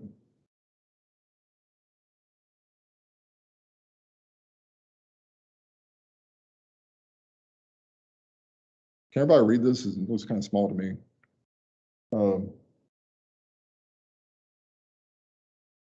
So yeah, what we've already talked about, the windy conditions. So yeah, this kind of got messed up. Move that around. So the bigger chart in the background is the exposed tank farm area. You can see the line going down. That's the leak percent based on the wind speeds. Wind speeds go across the bottom all the way up. You can see barely on the right side, 18. And I apologize. Somebody they reformatted these slides for this to put the new Alliance stuff, and So some of the slides got a little bit jacked up in the process, apparently. And we didn't have the slide deck until we got here today, so we didn't have a chance to really go over them to see if anything got messed up. But in the exposed area, you can see in the calm conditions, we had over a 3% leak rate, over 3%. But as the wind speeds progress, and remember, this is the tank farm, we have those areas that are, it actually amplifies the wind. In 10 or 15 mile an hour predominant wind, that leak percent went down to 0.9%. So less than 1% in the higher wind speeds. You're monitoring on the Gulf Coast a lot of the day, almost every day, you're 10, 15 mile an hour winds. It's just the natural pattern of the wind coming off the deal. So you can understand as the day progresses and the winds pick up, you're not going to find as many leaks. It's the way it is. But it's a pretty good statistic within a process, where it's a little bit more sheltered. It's not as big of an effect, although you still have the towers and things like that. When you're climbing up on a tower, that wind wraps around the tower and it accelerates in speed, and that you're getting the same dilution on your sample, and so you're not finding as many leaks in higher wind conditions. It's really a thing, and the whole reason I'm talking about this is I'm trying to convince everybody that not all method 21 is the same. There's variabilities, and there are things you can do to both track that and improve that once you know about this. Just because somebody spends 15 seconds on a component doesn't mean that somebody else spending that same 15 seconds won't get higher readings.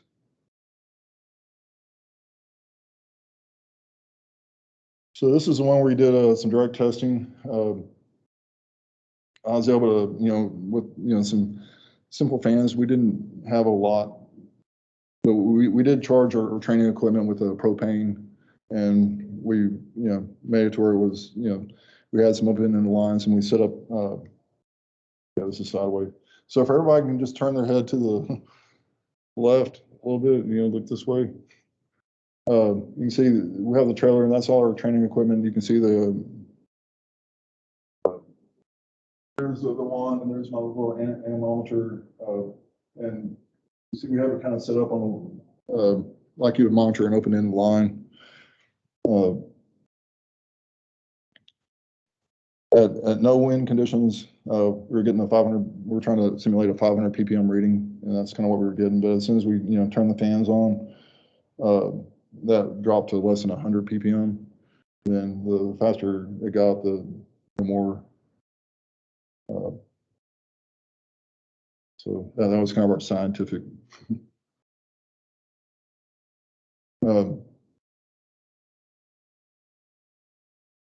So I mean, what can you do? So based on, if you know the wind strat or the wind patterns, maybe you shouldn't monitor the tank farm in the middle of the day whenever you're monitoring 30 or 40 mile an hour winds, expecting to find the leaks. Maybe you should monitor those early in the morning, then move over to the process units in the second half of the day. And I know that's not always possible because maintenance wants a little bit of heads up on when they're going to be getting the leaks, but there are certain things. I always encourage the technicians when we do get audited to, hey, go out there and watch what the auditors are doing, because however the auditors are monitoring is kind of how you need to be monitoring as well. And the auditors will spend a lot of time on a certain component, and they will use wind blocking techniques as they're monitoring. So in a tank farm, one of the common things you can do, one of the easy things is normally you can get on both sides of the valve. Keep your back to the wind is basically all I'm going to say. Keep your back to the wind and monitor the stuff. Use your body as a wind blocker.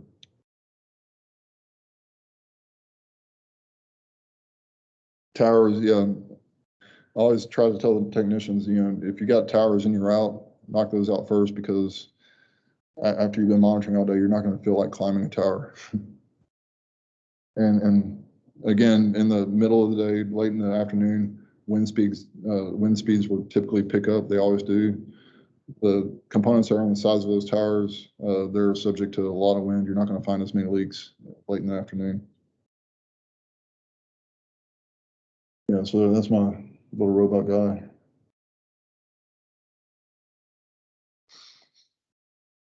This was also interesting. I kind of had a hunch that Mondays weren't going to be a great day for finding leaks. And Fridays as well. I was like, well, you know, by the time you get to Friday, everybody's kind of fatigued. It's interesting. I did this study on 4 of our bigger facilities, a lot of data, hundreds of thousands of data points. Every site that we did it on was very similar pattern.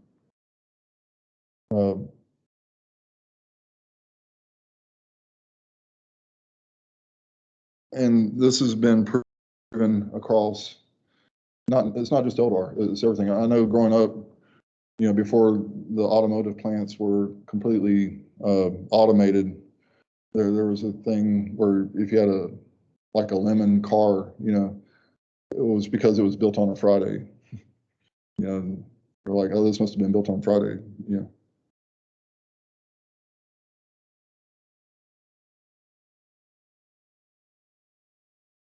So there were a couple of reasons for this whenever I was doing my research. You know, Monday you're getting back into the groove. You're kind of your mind isn't in it. You have to kind of reorient yourself to doing the work. So Mondays, you know, we really need Mondays. You can't say, well, we're just not going to monitor Mondays because they suck. Because then if you don't monitor Monday, then Tuesday becomes your Monday. Then you have the same issues on Tuesday. Well, but you need the Mondays. You have to get it done. And also the biggest day that we normally see absenteeism is on Mondays. So that's part of the reason for the lack of productivity. So people, they want to do an extended, you know, maybe they do like a 3-day weekend or something. But I think a lot of it's just because they're hungover. You know, I'm guilty. So yeah, people are not, you know, and again, once you realize that this is an issue, there are probably some things that you can do. You know, do your Monday morning tailgate meetings. You know, get everybody's mind back into it.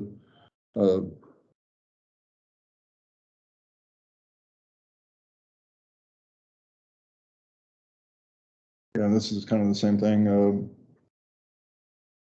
Friday is another issue that we had at one of our facilities is we realized that the quality of monitoring wasn't very poor. And then we looked at it. We didn't have any supervisors showing up on Friday. It was just the monitoring technicians, and they had pretty much, you know, free reign to do what they would. So here's a pretty typical thing. You know, 5 days of the week, 1, 2, 3, 4, 5. One is Monday. The bars represent how many we're actually monitoring on that day, and then the line is the actual leak percent. You can see, you know, Tuesday and Wednesdays actually had a higher leak percent than any of the other days. Thursday and Friday it declined. And again, this is, I don't know if you can see the numbers. That's 400,000 monitoring events that we're looking at over the course of a year. So yeah, we looked at an entire year, and there's, you know, typical pattern. This is also 400,000 or 500,000 monitoring events. I think on this one, the Thursday, they were doing a lot of rechecks, so that may have been the reason why we had a kind of a spike on Thursday. But again, on Friday, you know, definitely lower leak percents. Here's a good one for Monday. We had the lower leak percents on Monday, 0.65% on Monday. Then it increased on Tuesday and Wednesday. But then again on Friday, we kind of held steady there on Thursday and Friday, but it's still a similar pattern. So the days of the week do affect their abilities. And this is the one I was kind of talking about. Leak percents on Friday plummeted down to almost 0.25% on the things that they did monitor. This was a site that we realized that we didn't have any supervision on Friday. People were just coming in on Friday to kind of do some makeup because maybe they missed Monday or something. So but after we saw this, we stopped doing monitoring on Friday. The typical pattern, Monday is not as good, you know, Wednesday, Thursday. Tuesday, Wednesdays are usually the best.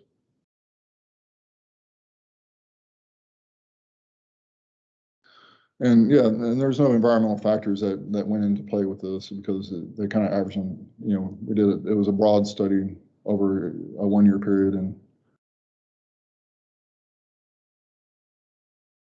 here we're just talking about doing the tailgate meetings on Monday.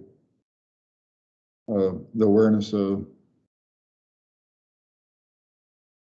attention to fatigue. Fatigue is probably a big factor later in the week, like Thursday, Friday. You just get kind of tired, get run down, especially if it's hot and you're sweating every day. And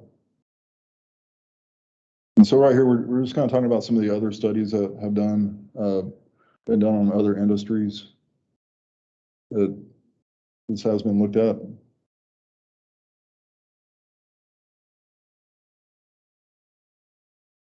And so now we're going to look at the time of the day and how the time of the day affects the monitoring.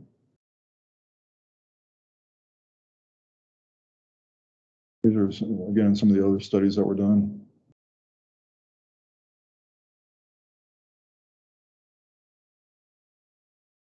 All right. So again, I have like 3 or 4 slides in succession just to kind of show you the time of day. Now, the 7 to 8 a.m. So these are all the different times. I took out the lunch time because not a whole lot of monitoring is done during lunch. So once I took that out, it kind of made a little bit more sense. You can see the initial 7 to 8, you know, the leak percent. Again, the line is the leak percent. The bars are the number monitored. The most productive time during the day is normally in the morning times. You get more monitoring done between 8 and 10. The pattern on the time of day is you know, the same for everybody. Normally the 7 is not as good, but 8 to 9 to 10 usually have the best monitoring of the day. And part of that is going to be due to the wind. As we talked before, the wind increases throughout the day, but also the fatigue. Fatigue plays a factor. And this is kind of a big difference. I mean, we're looking at the end of the day, almost like a little bit over 2% versus 3.5% leak rate in the best part of the day for monitoring. So, yeah, this one is even more pronounced. And again, we're looking at 400,000 or 500,000 monitoring events. In this particular case, 10 a.m. was the best time for monitoring as far as getting the productivity done. And I think it's because people are trying to hit a certain number right before lunch and, you know, before they come in. So they're trying to get whatever part of the route they're in first. But again, 8, 9 a.m., whatever it is, you know, you're still looking at calm conditions. You have higher calm atmospheric conditions. You have much higher leak percents. And also everybody's still fresh and they're doing their job at their peak. This one, I didn't have any monitoring data before 8 a.m., but you can still see throughout the day. You know, you're finding, you know, probably almost 50% less leaks there towards the end of the day.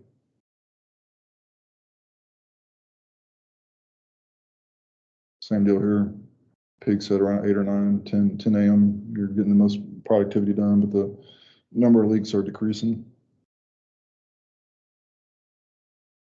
So one thing that we've been able to do with collecting this, the data and actually seeing the times of days where we see the inefficiencies or the inaccuracies more coming to that, it's allowed us to update like our in-field observations of technicians, the times that we do audits on the technicians. We can actually prioritize the specific times where we see that decrease on, you know, on Thursdays toward the end of the day, you know, and actually hit those times. That way we get the most effect when we do an in-field observation, because we can work with the technician, bring up what's called bring them back into focusing on the jobs, refocus them, because at the end of the day, it's all what's called they're human out there. And if you're doing something 8 hours straight, it's a pretty repetitive task.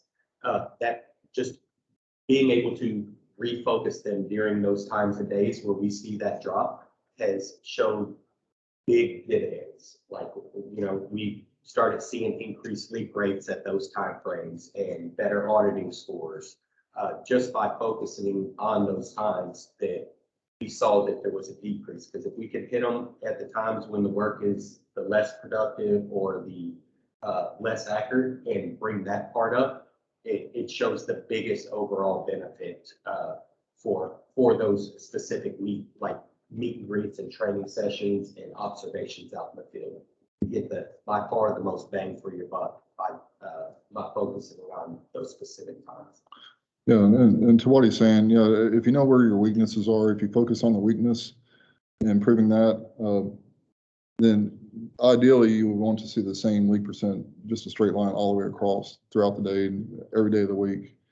We know that doesn't happen. We know that there are times where, either due to fatigue or wind conditions, that the monitoring is just not going to be as good as it is at certain times. So with that being said, I mean, since we've done this, and we'll get the next module, we'll talk a little more about the quality of the monitoring.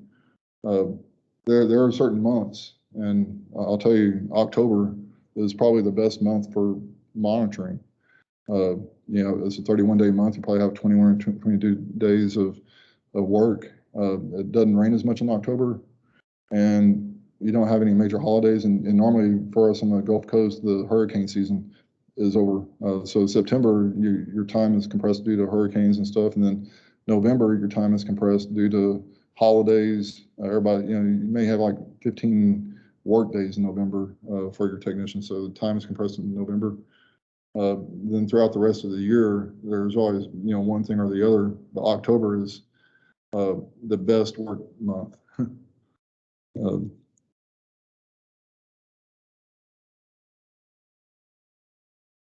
We talked about this right before lunch. Yeah, and I can attest to the heat and the fatigue. I've done the Meta 21 myself. Everything that I've looked at on the technicians, I've tried to self-test to see what they go through, so I can understand better how to help them. So I've done plenty of Meta 21. This is probably after mine and Cedric's time together. Whenever me and Cedric worked together, I was mainly office.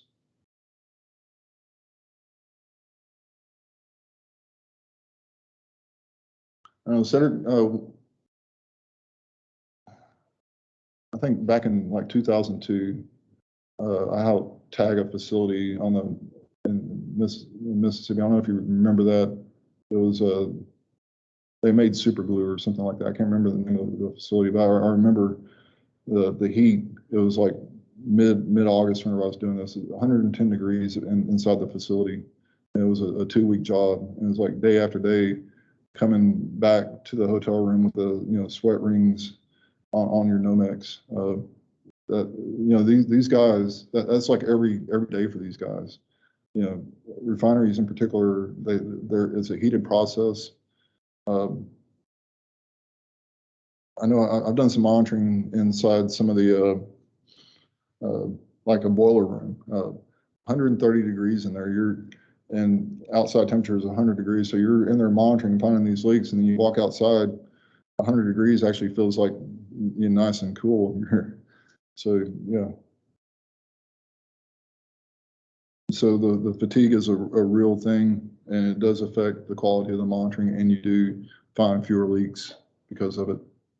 And I tell our supervisors, anything we can do to improve the ergonomics of what the technicians are going through, it will help improve the monitoring. Whether if you're in a colder climate, make sure that they have warmer clothes. That's a big issue on the Gulf Coast, because we might have like 1 week of cold weather that it really affects us.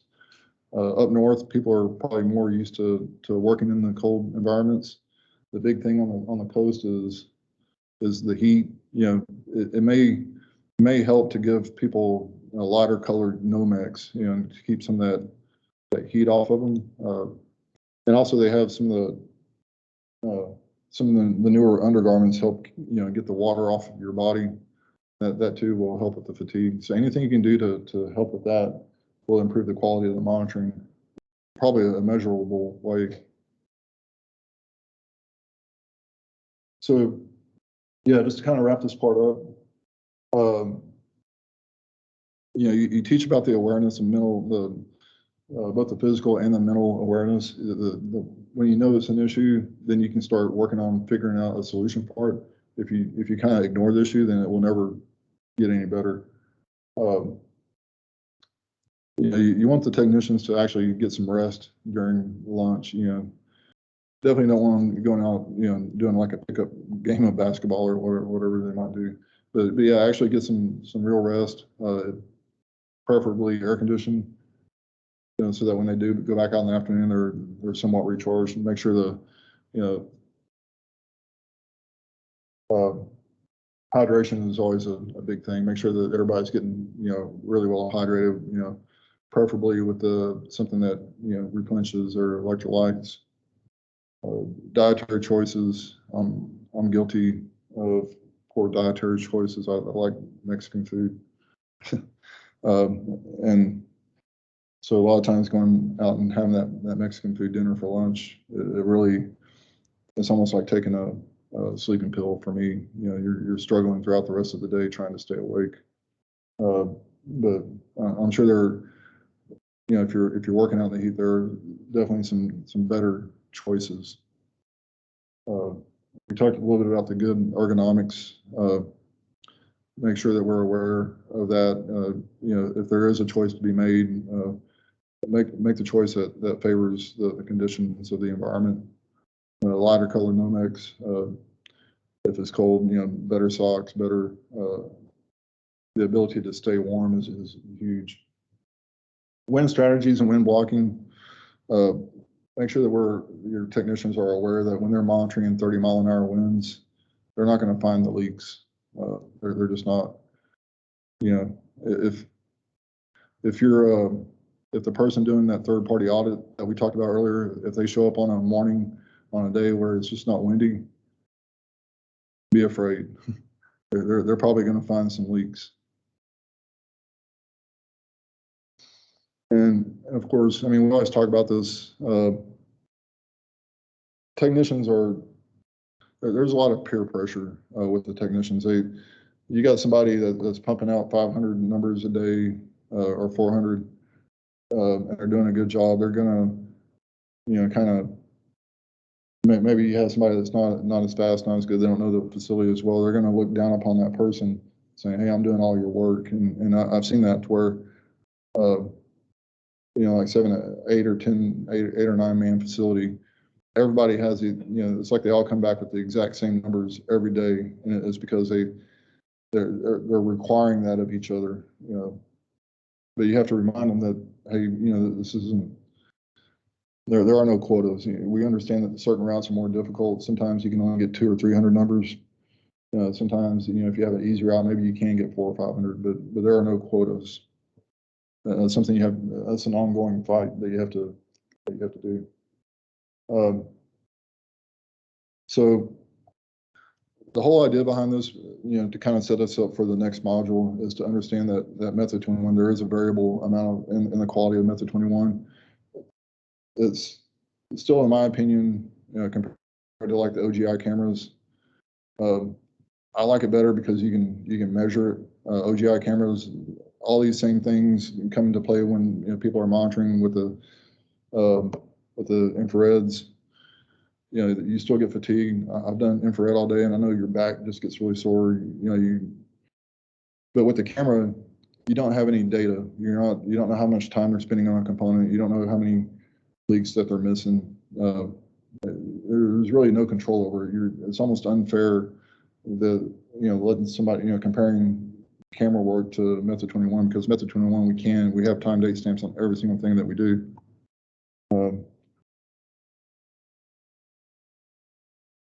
Environmental factors, they do dilute the point source emissions. There are certain strategies that you can do. Maybe monitoring your more wind exposed areas, either in the morning or on days that are less windy, to make sure you capture all those leaks. And to remind everybody, we talked about this initially, method 21 is a skill. And there are some technicians that are just more talented. Talent does come into play. as an industry, we don't allow that skill to show through. We want everybody to spend the same amount of time. To me, I think that's archaic. And so the next module is going to talk about how we can actually measure that skill. And why don't we take a break for a minute before we get going on the next module? We're kind of going a little bit ahead of schedule. And I'm not going to keep everybody here until exactly noon. I know some of you guys are ready to hit the road. The next module that we go through is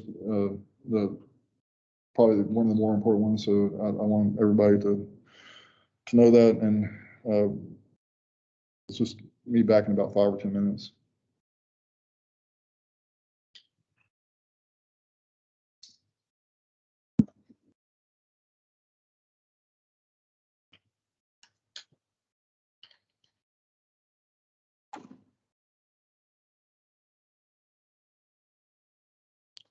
Do we have any water somewhere? I guess Matt has some water out there in the.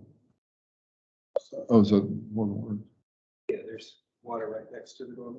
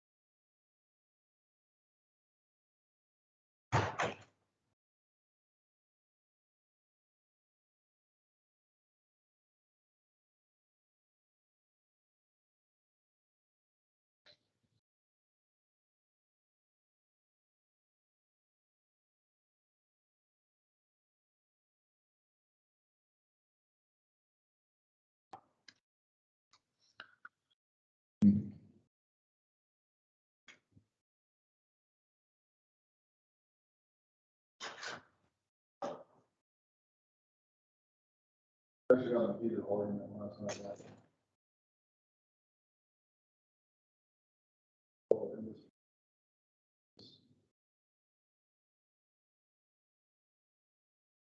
There's some quality. Heat up the solar integration. This quality like this about.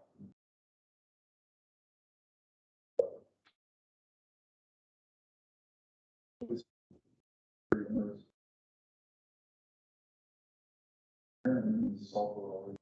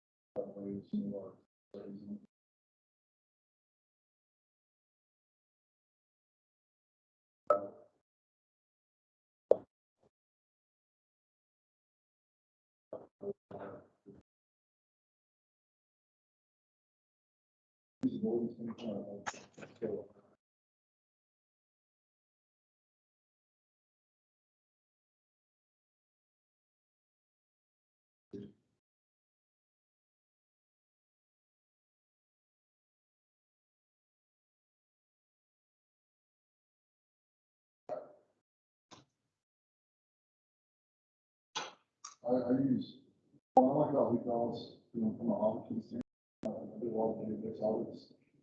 Back in the valves. There's doors and driver, so. Move back into the walls. Rather. So the. So they can like her.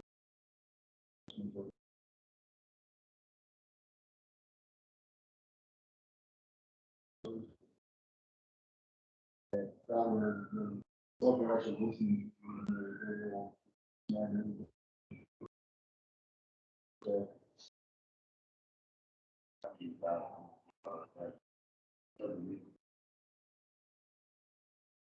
I guess.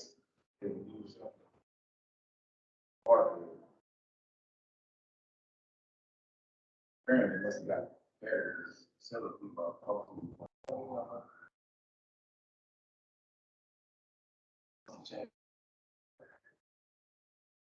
Else is not until, if you've seen the golf before.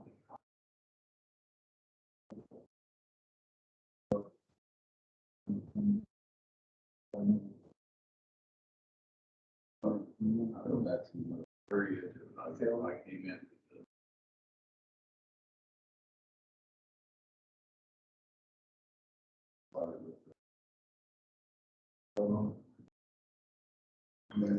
We actually learned this from LDAR.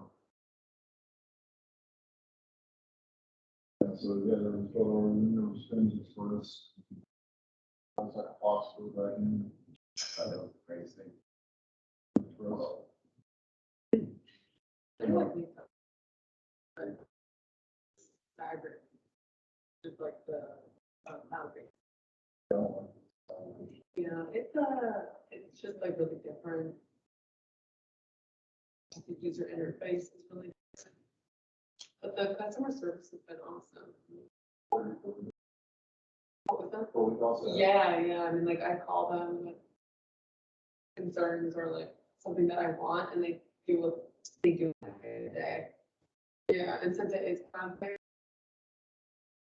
of automatic update, we don't rely on our local IT or not a script. Yes. Ask them to change the code of something and they'll do it. And then I wake up the next morning and it's there.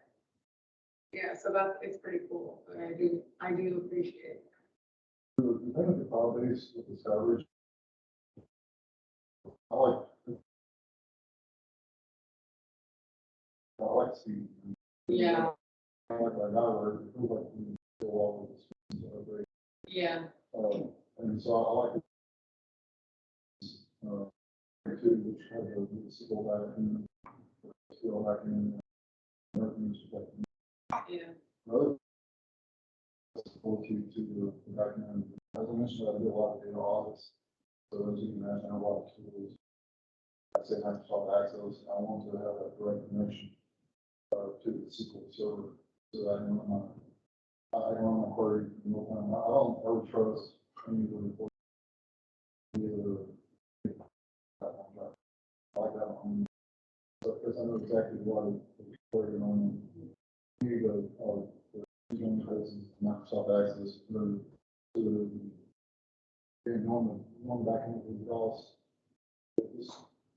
That's all. That's why I like to do both. Two different of the back end. Discovery stuff, we have a few clients that have done that and I don't know. I think it's more geared toward the meaning to sound like ageist or anything, but it's really geared towards people that are like very computer savvy. It's just a completely different interface. And so I've noticed that people that are outside of work experience with just computers, like they pick it up pretty quickly. And those that don't, they struggle a little bit. But I've also seen like crazy improvement, like it doesn't take long. You know, like they've gone from struggling with it to like being, doing really well within just a few weeks. Well, and that would be one of the better things, since it's their housing, the data is. Yeah, so like everything is, it makes the process for wanting to change something or update something a lot quicker because we don't have to go through a local IT. It's almost like they're updating their own website. Yeah, because it's the concept now is data as data as a service or cloud as a service rather than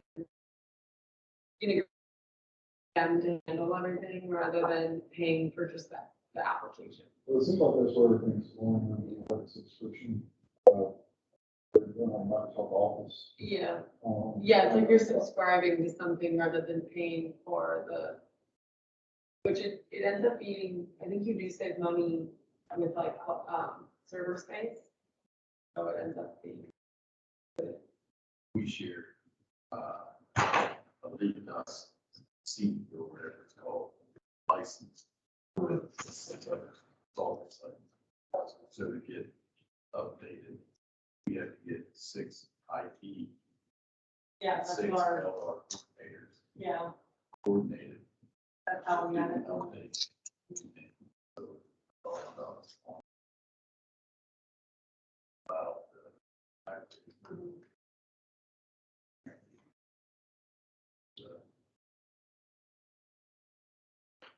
Hmm.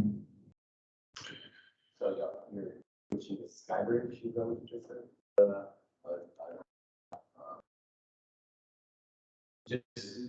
little, Skybridge is a lot of getting used to initially. Yeah. But Yeah. Great, the access is 100 times better, but when you use leak DOS for as long as everybody's used leak DOS, you figured even though it is leak DOS, it'd be the same. It is basically a completely new application. yeah. We also have all our tools, VHX 22. And because of that, we use their, user interface tablets. Chris Tucker told me yesterday that freedom, I gotta go to their software, which may or may not.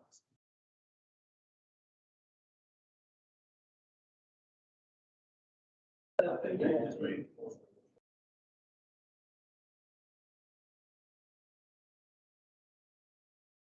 I will say the standard, because the mobile aid, or the Skybridge, application on the handheld is a lot better than the mobile, because like mobile aid, Yeah, its functionality is a lot better. Sky Mobile. Yeah. Yeah, I think it works really well, and it's in the Google store, so when they update it, it just updates on your tablet.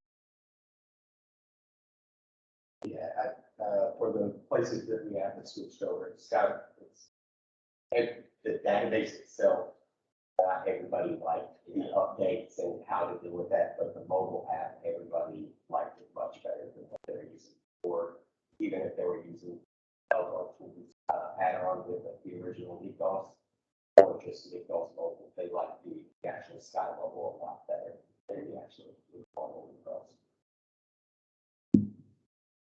Yeah, so, yeah, for me, I like having access to the back end of the database, just because that's kind of where I live.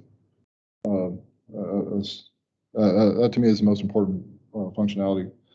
And I was saying to, anybody know who Chris Patterson is, yeah, it's very, very tragic, you know. But he was the original, the main programmer behind Leak DOS. Yeah. Yeah, I liked him. I liked his whole family. His daughter actually worked for me for a short time. Yeah, yeah, they didn't tell me she was pregnant. And yeah, we had her, I didn't find out till after the fact. But yeah, we had her working in an NGL plant, you know, climbing up and down towers, and she was, you know, doing everything great. You know, one of the things that we found, that I found that's been very interesting, you know, sometimes, you know, working in refineries, there's a certain amount of what do you call it, machismo or something, where people feel like, you know, women don't do as good of a job as men in these types of environments. And doing some of the studies I've done, I've definitely proven otherwise.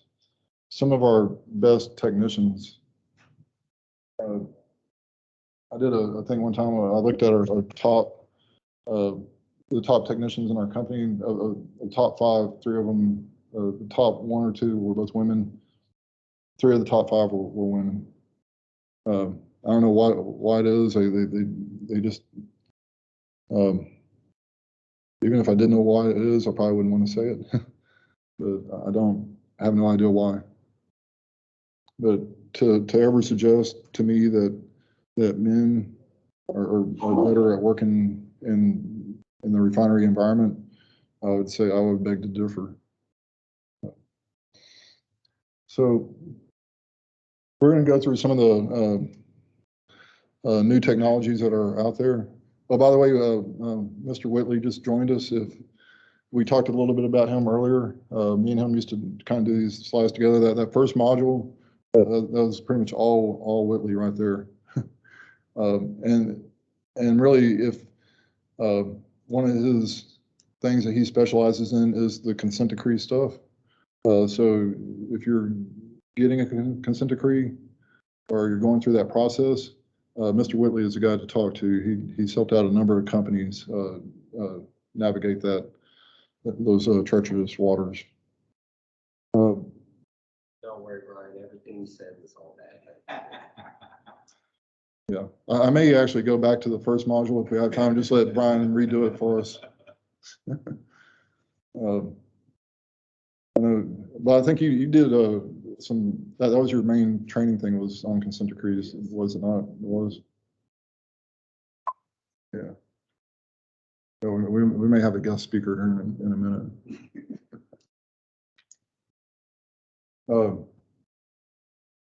So kind of going from the fence line monitoring, capturing, just mass emissions coming across the thing, to the mobile ambient air monitoring systems, which is like an analyzer on wheels. As I was talking about the study I did for the Alabama Coshada tribe, that was what that is. Basically just sampling the air, looking down to the parts per billion, and using that to find the sources. A little bit better than the fence line, because you can actually, you have the exact one, you know where the leaks are coming from. And the FLIR camera, like I explained, it's really a 10,000 ppm monitoring machine, but you can get a lot more done quicker. But then you get all the way down to the Method 21. And so what I'm going to talk about is Method 21 plus the predictive analytics and what you can actually do with the big data. There's things that we can do with these computers are fast enough now to where we can really kind of crunch the numbers in ways that we were not able to do even 10 years ago. And then also you can manage your workforce using the predictive analytics in a couple of different ways.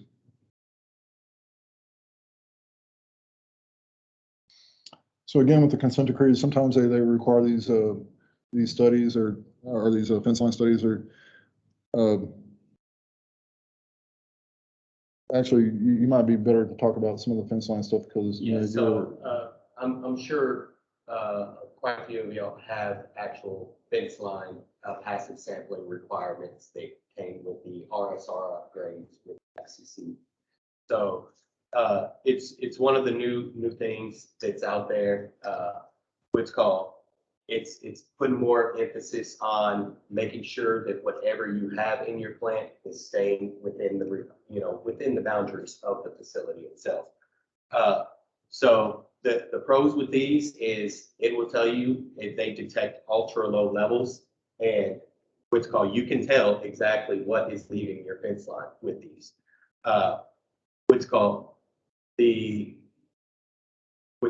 The passive tubes they're collecting constantly. The big con and the drawback is if you do get something from it, it doesn't tell you where it's coming from. So actually trying to figure out why you got a hit on a section of a fence line, there is nothing in that tells you the time, the date, anything. It just tells you you actually got something during that 2-week period that these fence line passive tubes were out there. So you're stuck at that point, trying to troubleshoot. Was there a tank loading, unloading? Did we have a relief valve that released? Did we have a lot of leaks? Did we have leaks in the area? So it definitely has the pro to, give you confirmation that nothing is getting past your fence line, but the cons of not knowing what's causing the leak is a big issue, which with some of the other things that we do, Method 21 to confirm where a leak's coming from, flare camera inspections to identify if it's a big leak. And I think Andrew, when he gets to the mobile ambient air monitoring section, we actually have how we were able to use mobile GCs to actually identify sources of some leaks that we were picking up on fence lines.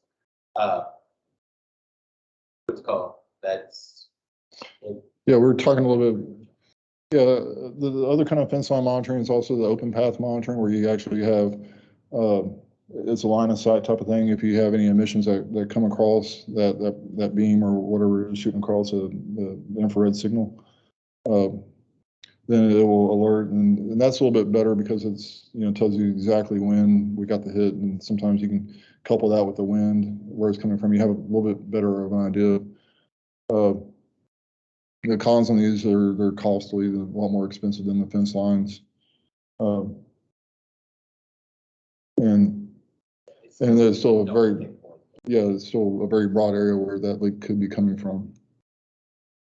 That's the actual van I had built with the EPA's money.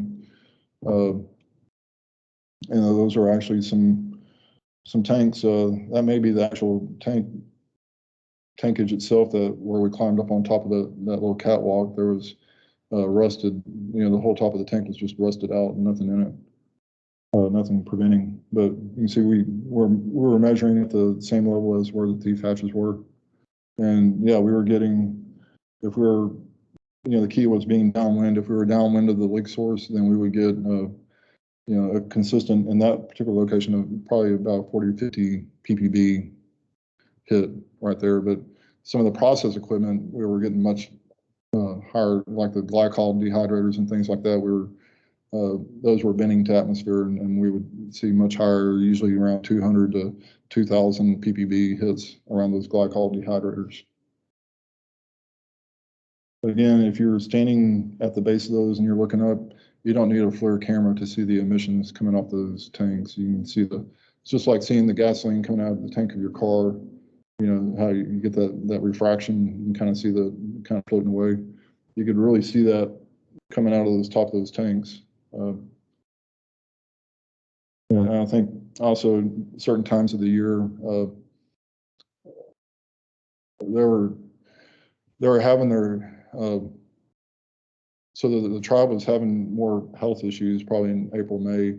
That just so happens when the temperature starts warming up, you start getting a lot more of the VOCs boiling off within the tanks, and you get the much higher emissions at that time.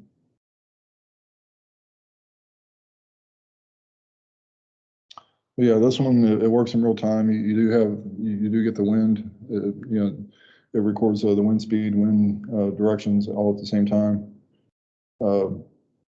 And we actually used this van back in the day whenever Deer Park was on fire. Was it ITG or ITC fire?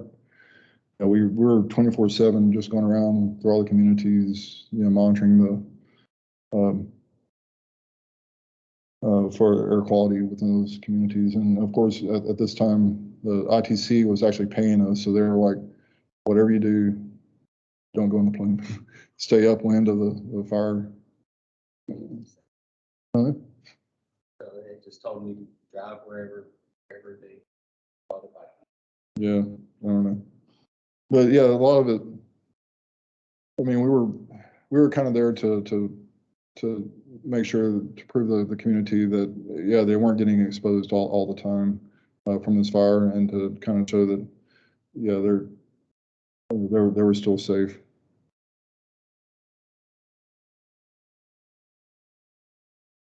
So again, the pros and cons, mobility, real-time snapshot. We talked a lot about fatigue. This, for the most part, is fatigue resistant, but I can tell you that at 3 a.m. in the morning, there was some fatigue.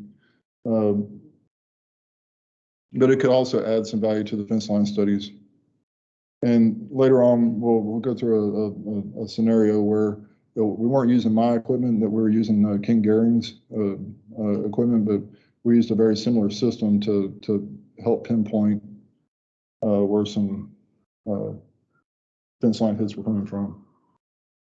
The cons is that it's complicated. They're difficult to calibrate. It does take a lot of training. I felt like after I learned how to use this van, I could probably become an instrumentation tech. There was really that much. You really had to know your GCs. When everything's working great, you don't have to worry about it. It's all automatic. But the second something breaks and you have to troubleshoot it, it becomes an issue.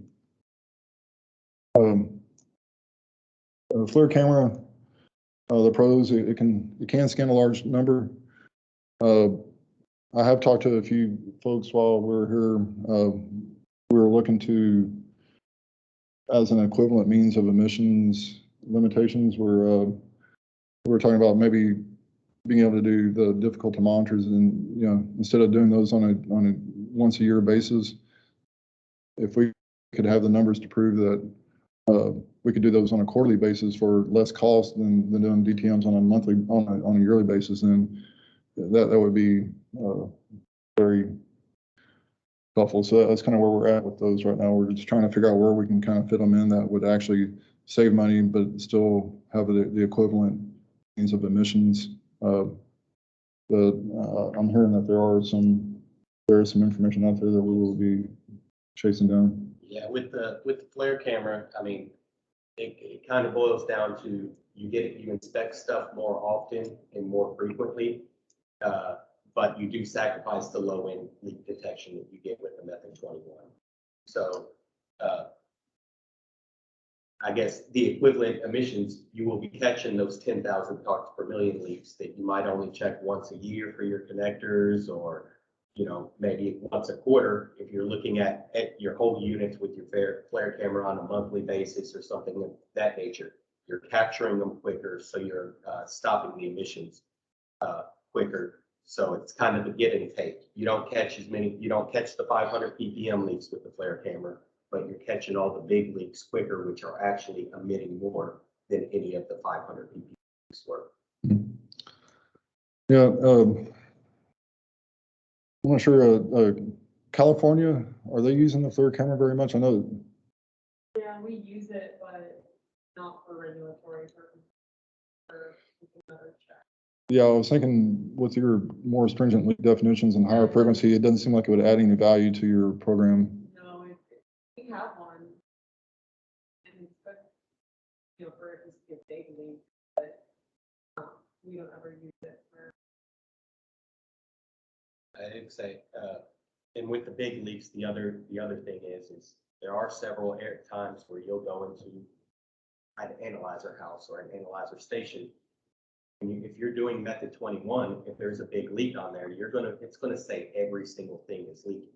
But if you take the FLIR camera out, you go look at that specific area, you'll be able to actually pinpoint the exact point and not have maintenance out there trying to chase down what you're saying is 30 leaks from Method 21 when it's only one small connection. I'll come down here. Shouldn't have a technician flagging 30 leaks in an area like Yes. They should know. They should, yeah. They should know that there's a background. If they pull away from the point source, and they're still. Yeah, training the technicians to identify, it's like, you're not going to have every single connection on something leaking. But without things like the FLIR camera or, snooping every single connector in that area, it's the technician themselves with the TDA identifying the exact pinpoint source when you have something like that with a lot of components in a small area is extremely difficult. That's why. Best training. I got a camera. Yeah. Like, it just makes it It gives that visualization directly to it versus just seeing numbers bounce around on a TDA or even. Well, that's actually a good point. Whenever we're training new technicians, perhaps we need to. And I imagine we have videos that we are showing them now also when they're new. This is what the leak that your time looks like, type of thing. training guys without having.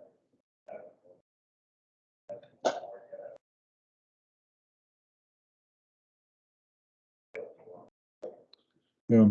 And as far as using the camera, I know there's a lot of variability in the skill level of the people using the cameras. There are some people that are just really talented at finding leaks with the camera, and then conversely, there are some people who just, they'll look at stuff and they're not seeing the leaks. But it's a lot harder to be able to differentiate the good camera operators from the bad camera operators, or because there's not a whole lot of tracking going on with it. And the cameras are a little unique too, where we talked about how the wind affects method 21. Wind affects the cameras slightly different because if there is no wind out there, it's much more difficult to see something with the camera. Then again, if it's too windy, you won't see anything because the fumes will be blown away.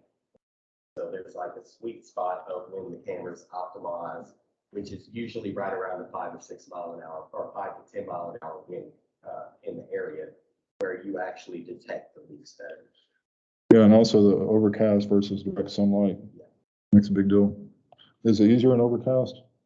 Anytime, it just all depends, the angle of the sun. It's all about angles with the camera. It's just like taking pictures or anything. You got the sun shining directly on something, it can give you reflections and things of that nature. So it's all about the angle that you're pointing at it from. Whether it's overcast or not, you still see the sun still breaks through directly through the clouds when you're using the flare camera. You see hot spots, and it's the sun at your back.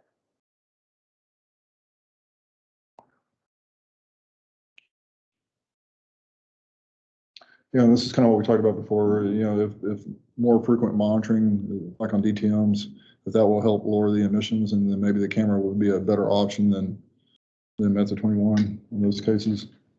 And also, you know, whenever we find when we do get those fence line hits or hits on the van, being able to jump out of the van and start looking around with the camera to find where that big leak is coming from, that can, you know, it can really help with that.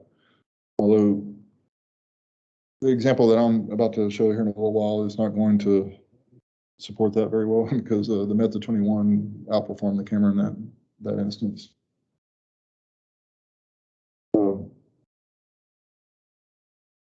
Again, this is kind of what we're talking about is approximately equal to Method 21 at 10,000 ppm. There's probably some people here selling cameras that would beg to differ, but in our experience with them, almost every time we find a leak is with the cameras well above 10,000. Rarely, you know, you see a lot less often, maybe 1 or 2% of the time, like a 3 to 4,000 ppm leak, but with the camera, but that's the conditions almost have to be perfect in order to get down to that level. And some of these guys are saying that you can get down to like 1,000 ppm, but that's got to be in a laboratory environment. I can't imagine. It's like at the very best, you can get down to like that, but they're perfect conditions.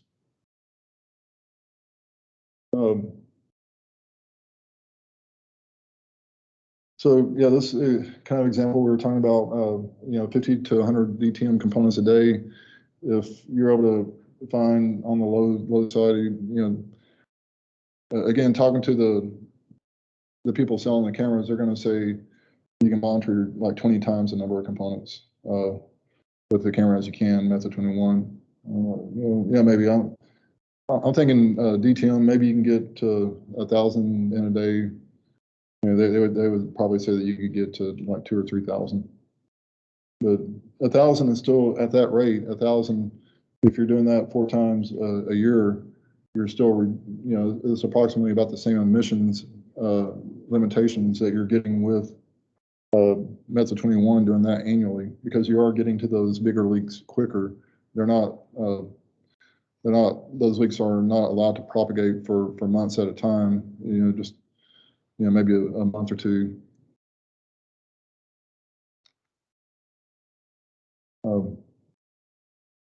And this kind of goes through some of the math based on that, but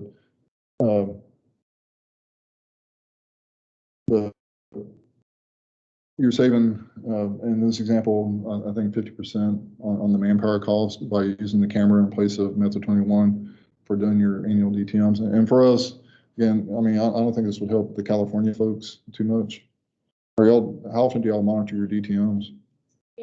Annually. So maybe, I don't know. Yeah, but we still have to be the same. Oh, yeah. Yeah.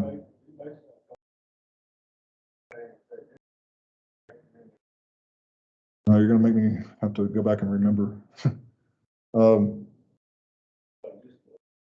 Yeah, that's based off of the general, the initial general labor cost, because that's the main recurring cost.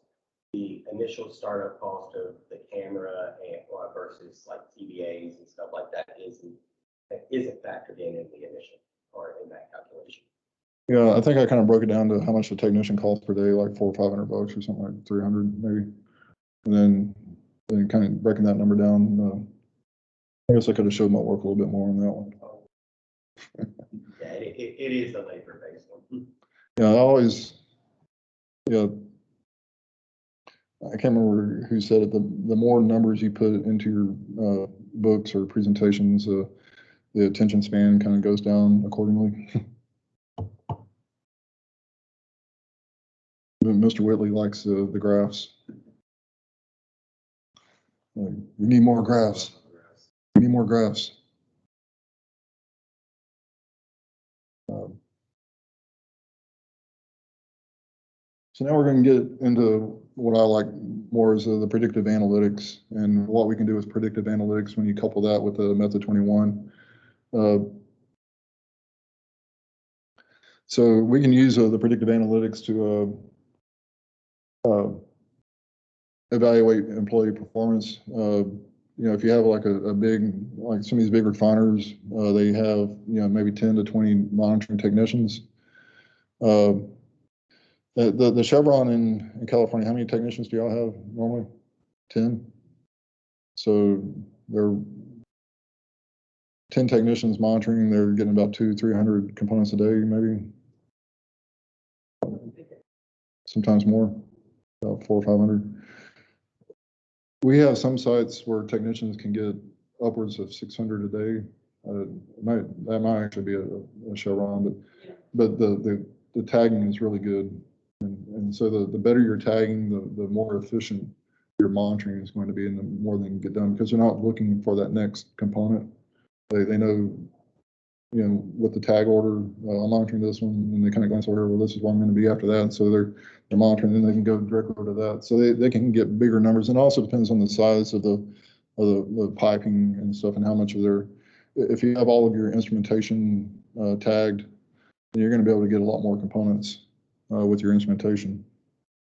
But yeah, with the predictive analytics, you know, what we found is that we can target specific technicians rather than having to look at everybody equally.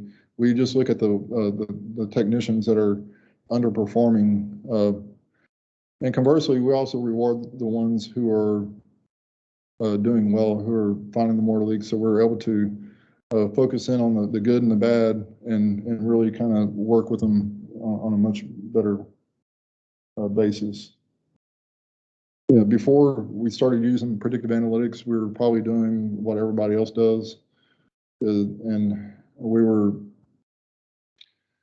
kind of doing comparative monitoring on everybody probably at least once a month.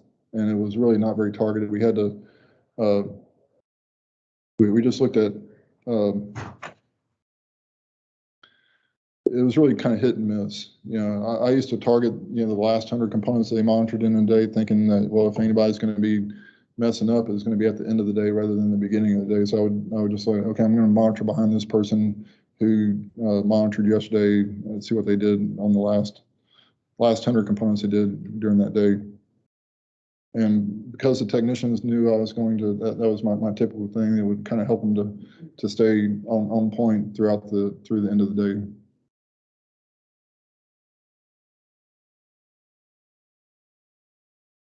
We talked a little bit about earlier the personal computers. We can do things now that we just were not capable of when I started. I remember, you know, we're talking about FIMS 32, FIMS Express.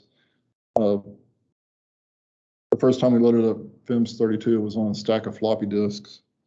You know, you talk to, you know, younger folks today, they don't know what a floppy disk is. Like, you know, that symbol that you hit when you save stuff on your computer, that looks like a floppy disk usually. But yeah, there's a stack of floppies that we loaded up that we would use to load up FIMS 32, and it would take forever. if we wanted to save data, you know, it was really hard to develop any new query. I mean, you're waiting, you know, 10 minutes for a query to run. So you didn't get the iterations that you can now. So predictive analytics are used for pretty much everything. You know, setting airline ticket prices, quarterback ratings is what everybody's super familiar with. Everybody knows that that's a you know, kind of it's a composite score. The another one, a big one, is your credit card credit ratings. Those are all composite scores just based on your ability or your past ability to pay on time. But the benefits now with our current technology, our current computers that we have, it makes using predictive analytics is now accessible to everything. Everybody can do this. So, you know, what predictive analytics is the practice of extracting information, you know, and kind of using it in such a way that where you can see actually patterns and predict what the future may bring from those patterns.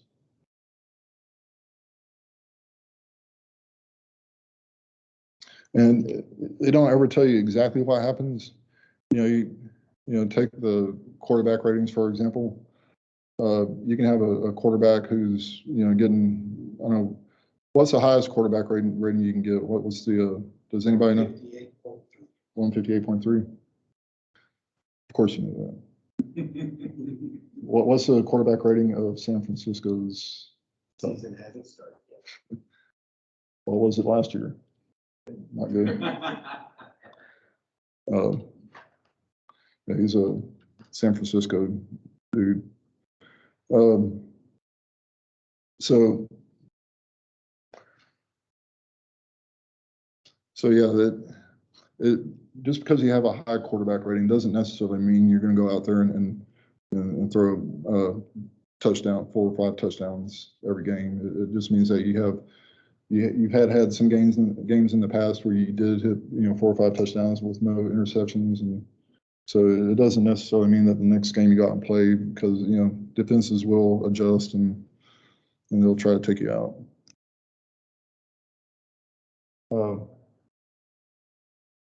So what we're trying to learn with these models is the consistency. You know, the more consistent predictive model is, the better. And we've actually done other studies. Mr. Whitley, how was that study funded, or what was the name of that? Yeah, the PLMS study. Yeah. How was that? How did we get the money for that? Mitigation project.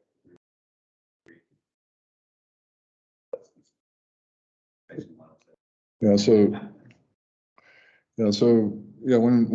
Another thing, when you get the consent decrees, a lot of times the companies that get the consent decrees are required to spend a certain amount of money on mitigation projects.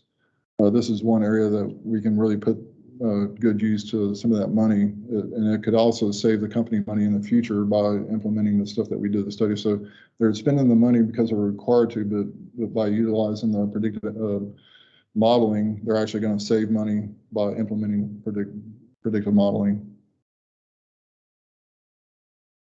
I added in there perfectly unbiased. That's kind of an important thing for a predictive model. You want to make sure it's unbiased.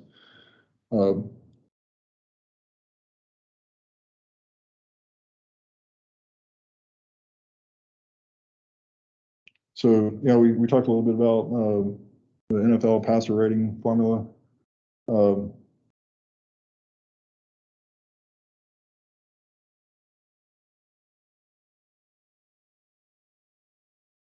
Yeah, here it says the league average was at 88.6. So what did you say, 150? Yeah, nobody got 102 for a season? So this just kind of goes down to the breakdown of how we come up with the passer ratings. You know, and that there are composite scores, and you can see how they have the multipliers on the end of the A, B, C, and D to kind of weight the different scores or the things differently. And they came, it's basically a recipe is what it is. Anytime you see the multipliers on a composite score, it's a recipe. They're saying put, you know, 1 cup of sugar because it's what what is needed to make it work the best. You know, a lot of that's through trial and error.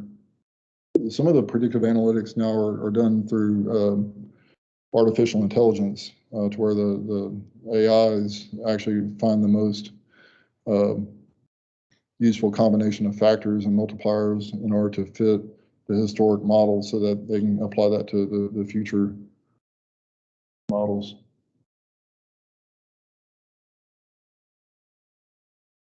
So to get back to the leak detection examples, what most of our companies are doing right now is, you know, they set the minimum inspection times in the handhelds. And, you know, there was a time when I first started that we actually could use the inspection times. It was useful. We could, you know, kind of plug that into a statistic and look at the variability on the inspection times versus the size. And we could say, well, this technician is not spending enough time. Now that we have all this programmed into the handheld, it's actually become the perfect tool for falsifying. So a technician, you know, they can, it's not, the handheld is not going to allow the technician to go faster, whether they're on the component or not, based on the size of the component and also the, what's in there. And then they do things out in the field, like they'll put some tags, hang, I think for most of y'all do something like that where y'all hang the black tags where the technician has to, as they're monitoring, they have to collect those tags and bring them back. Yeah, make sure that they're going. And that's actually a great idea. The one problem with that is, okay, so we're making sure that they're on the path, that they're in the right spot at the right time.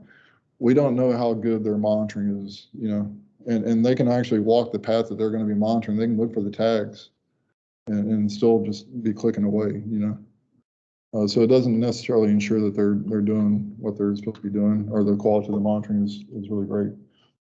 Yeah, GPS coordinates were really great. That was kind of a big thing. I remember. Anybody know Mike Abear?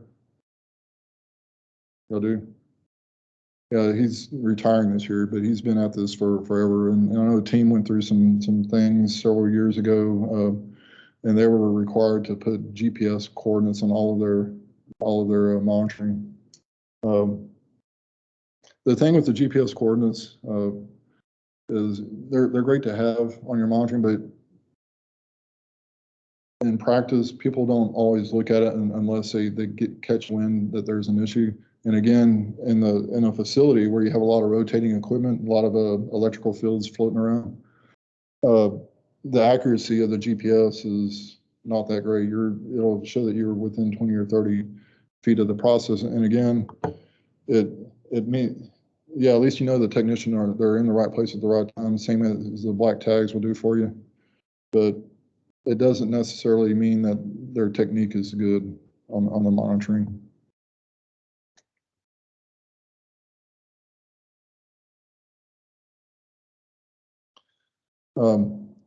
So the thing about a plant, you know, a lot of these lower level leaks, they never get repaired. They're persistent. You know, if you have a 50 ppm reading on a particular valve, you should always have a 50 ppm reading or something close to that. You know, what I'm saying is if you always have a 50 to 100 ppm that never gets repaired, every time you revisit that component, you're going to get something. It's not going to, you're not going to just get zero. So you should always get something.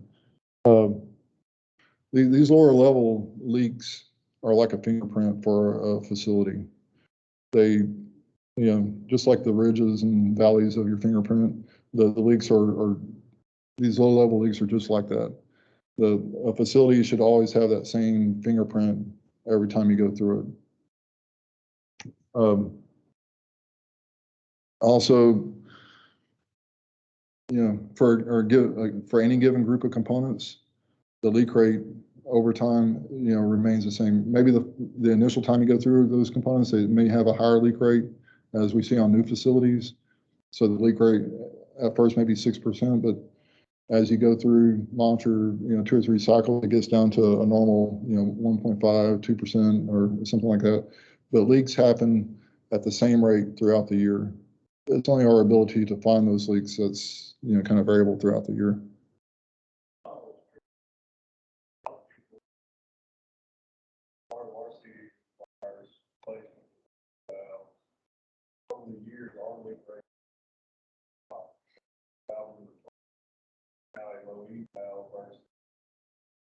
Well, yeah, that's exactly correct. So you're changing the components. And so for the new given group of components, that leak rate is going to be the same going forward. Yeah, well, yeah, once you level out. But Yeah, and each time you do have a new component, if you're looking at the history for an analysis of what the leak rate would be, if you're removing, one component, replacing it with a new low leak technology, that one doesn't have any history yet, so. Yeah, depending on the software.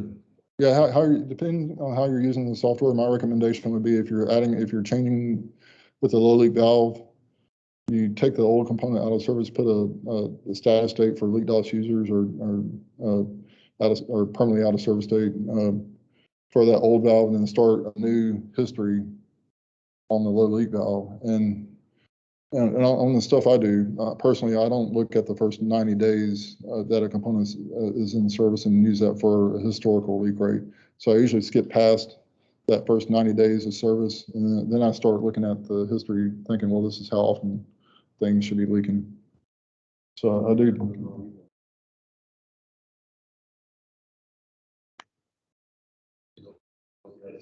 should be that way.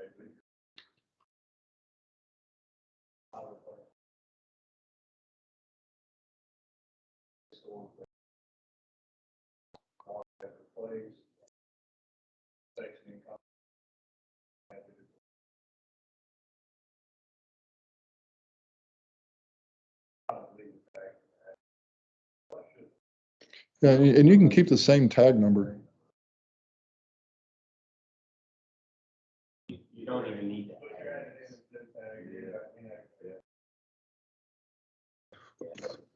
That is, for as far as tracking, they actually even let you track your load. You start a new history every time all low leak data. Just an analysis on your database from start of the tag to the end and see are there certain manufacturers that actually true guarantee. I know every low leak valve, they say it won't leak for 5 years, but anybody that's put low leak technology in their plant, they know that is not the case. Yeah, and as long as we're consistent, we do have some sites that, like say Guideware, for example, they have a low replacement in kind box or date that you can actually add. Same with leak dolls. If you can take, if you're using that repair method consistently, replacement in kind, and you know what date that occurred on, it's a little bit more complicated, but I could actually use that date instead of the date added and just replace that date with that, and then it'll automatically, just look 90 days after that. So it's an extra step in it. I do have some sites that I have to do some extra stuff like that to make it look right, or to make it more comparable to other sites who are doing it a different way.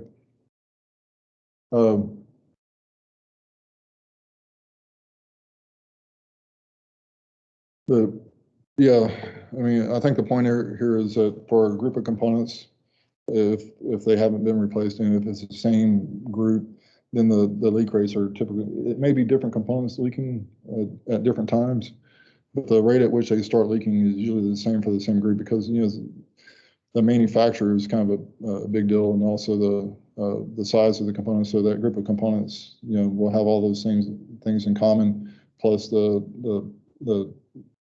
process, um, uh, makes a big factor, and we'll get into some of that here in a minute also a little bit.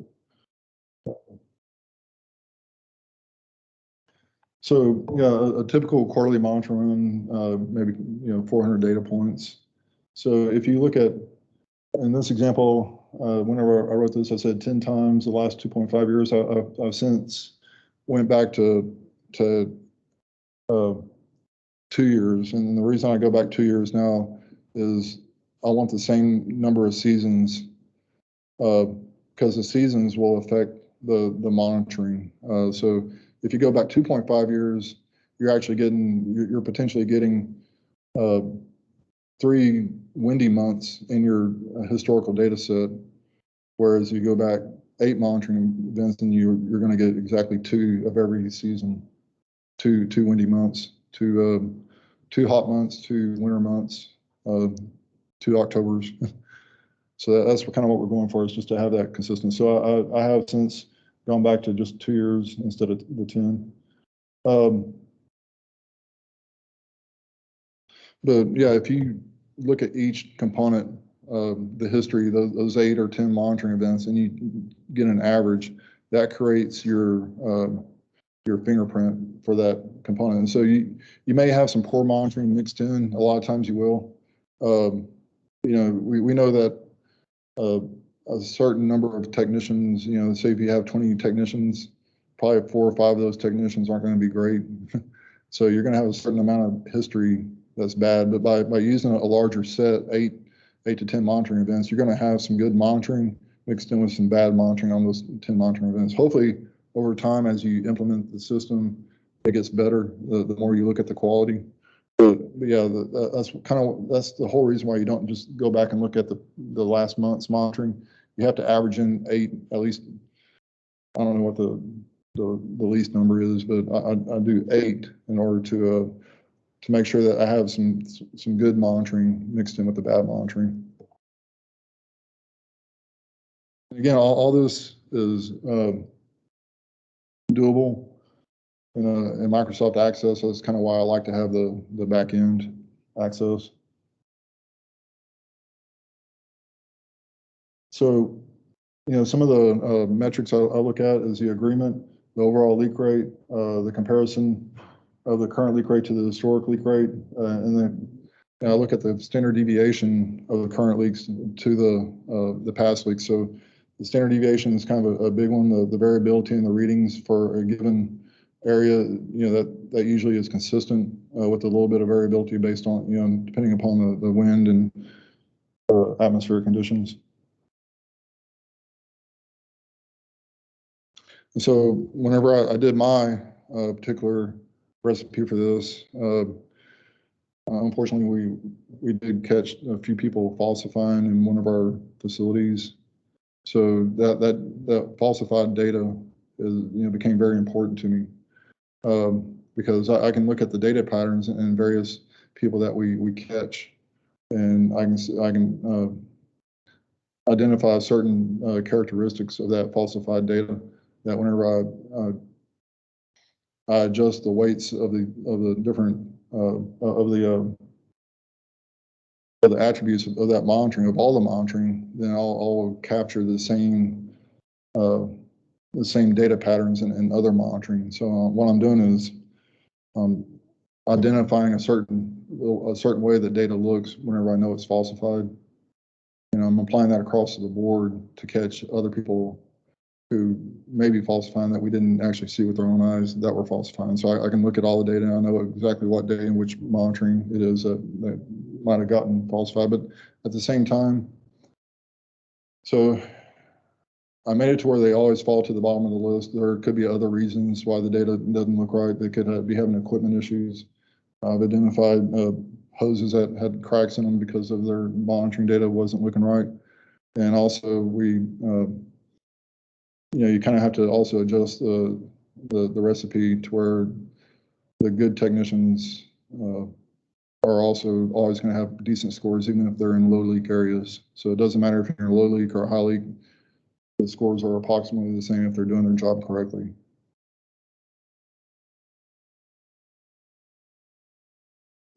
And so it becomes a positive feedback loop, you know, whenever you, when you're really looking at the quality of the data, when you're scrutinizing and the technicians know that you're scrutinizing, you're rewarding the technicians for doing good work. You're also punishing the ones for doing poor quality. Over time, the data does get better and the historic data becomes better. It's what you're comparing against. Historically, you have a better data set as time progresses.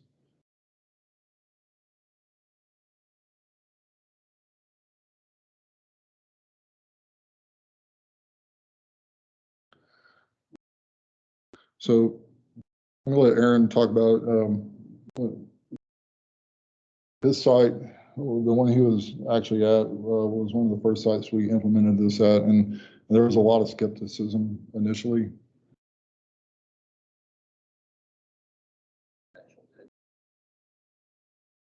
So all the data that Andrew was talking about just now, which I do not know how the slide got messed up that bad. Go to the next one, Andrew. I think it looks better. Yeah, okay. A little bit. So we basically collect all this data, and it was able to give us a tech rating, kind of just like a quarterback rating for each person that was doing monitoring. And whereas in third-party audits and additional, what's called in third-party audits, even when an agency comes out and audits the facility, they're always looking at, is your your reported leak rate the same as what they're obtaining out in the field? This lets us even narrow that down 10 times more. So we could go down to individual routes, individual technicians, know exactly which components, a subset of components that, hey, they were good everywhere else except for this one small area. So instead of just going out and blindly checking in the units, it allowed us to go directly to where the issue potentially was and either confirm, A, there has been a change in the unit, something has happened, whether maintenance has upgraded some stuff to low leak technology and we just weren't aware and hadn't updated the system yet. If they've adjusted pressure, something that changed the actual fingerprint of that area of the unit. And it allowed us to focus and do small areas and get a much better result and actually find the issues instead of spending 20, 30 hours looking to see, to find an area for an issue. We went directly to where the data was not coming up what we thought it should be coming up. When we first implemented this at the first site we did it with, the supervisors at the facility, their first impression was, well, yeah, he was doing monthlies or rechecks, because we had some people that they thought were their top performers actually at the bottom of the list. And when we were able to go out there and do this, it didn't mean somebody was falsifying necessarily. It just means they were not collecting, their data was not as accurate as what we thought it should be from there, whether it's because, hey, there was bad wind conditions, there was rain, whenever they were checking that. It just means we didn't see the amount of elevated readings, leak readings from the components that it should have been. And the first 3 audits we went out on, we found about 10 places where the technician had a reading of 160. And when we did our monitoring, found out that they did miss a leak at 500 just because of, in this case, it ended up being just poor probe placement. So we found 4 leaks in one route just in the first time that we walked out there and looked at that area. And after we finished auditing the whole route, if they would have had those readings, they would have actually went from the red section, which we rate everybody red, yellow, green. Basically, red means, hey, the data does not match. Yellow means, hey, that, there's no major issues with it, but it's not quite where we want it to be. And green means we have, extreme confidence that they didn't miss anything and their data is good and they found everything in their route. And based off of those leaks that we found, if that person would have, had the proper probe placement, stayed on those components just a couple seconds longer to let it finish peaking up, he would have went from the red to the green. And it allowed us to go directly to the problem areas and not have to scan a whole unit to figure out where we missed those leaks, where we missed those leaks at. By finding those, getting them in the system that quicker, that is better prepared for the next audit, for the CD audits that were coming up, better data overall, and actually allowed us to work and train that technician who had been doing this for 3 or 4 years and make minor corrections with them that allowed him to go from somebody who was consistently, somebody that was showing up in the red to now their data is consistently green. Yeah, so this is actually an example of this is like as good as you can hope for around here. Everybody's in the green, a few people in the yellow. This is not bad, but we were talking about KPIs earlier. What do you want to see? You want something that doesn't achieve perfection on a monthly basis. You want to be able to see a number that you can say, well, we can do a little bit better here and here. Like you want 85 or 90 to be a good score. 100, you can't possibly get 100 every time. And every now and then on a site this big, maybe we can get everybody in the green, but it doesn't happen very often. Yeah, doing request or just what you offer? Yeah, so we actually do this at every facility now. It started off as a few facilities and it became part of our routine QA/QC. So every facilities, some of our facilities run this report daily. Some of them just because of access to their database, we give it to them on a monthly or weekly basis so they can go back out and go and audit any of the areas that were concerned before that. But yeah, we do it at every one of our facilities, and it just took the place of our standard comparative monitoring audits. So instead of just randomly choosing somebody that did a comparative monitoring audit and not actually knowing, am I auditing somebody, did I choose the person that his data wasn't where it should be? It allows us to make sure that the people that we're choosing are the actual people that there's a concern about. Now, we have done some audits where there were changes out in the field and everything checked out, but it allows us to go that for a fact and get confirmation instead of focusing on, doing an audit on a guy that's always doing the right thing every day. We can just focus on anybody that needs improvement or if somebody wasn't doing their job. Yeah, the idea is not to increase turnover. And that was a bad time to have.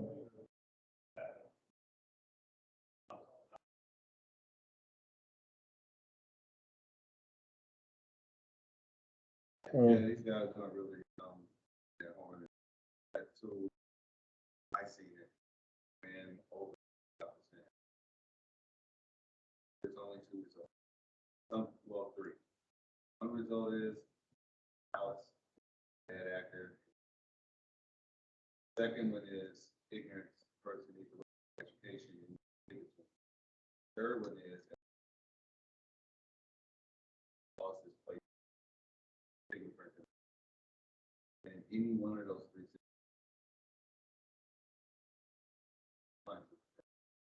it's addictive because last time I checked, and even had to run these tools like this on audits that weren't our audits, it's other contractors, but we all work with the same parent company, right? Like an MPLX or Marathon, we have multiple places or whatever.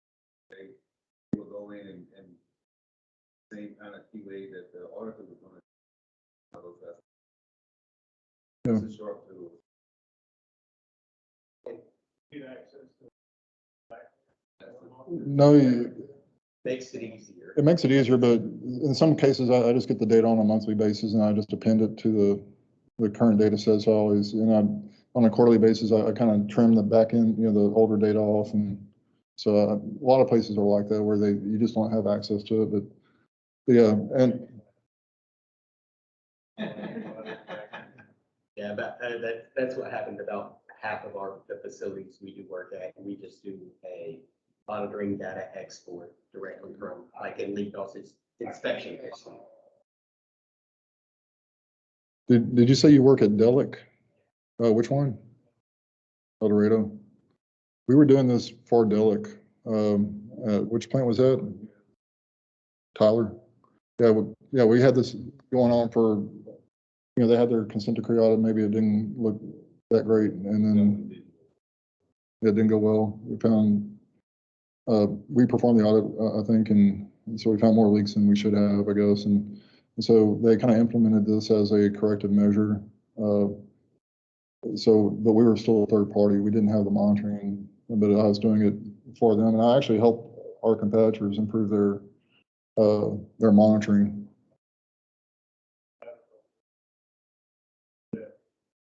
Don't do it without getting out of the.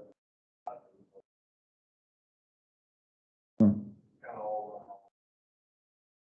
Yeah, well, I mean, it's out there, and we will do it. We don't do it very often, but I mean, and I'm not trying to sell this. I'm just trying to say there's a better way to look at data than what we have in the past. And there are ways that you can use predictive analytics on your own computers and come up with stuff that's, you might be able to come up with something better than me. I don't know, but this is what we do. This is how we do I'll tell you predictive analytics, because I'm gonna go hide in the unit. Well, it's still effective. Yeah, but when you know something like.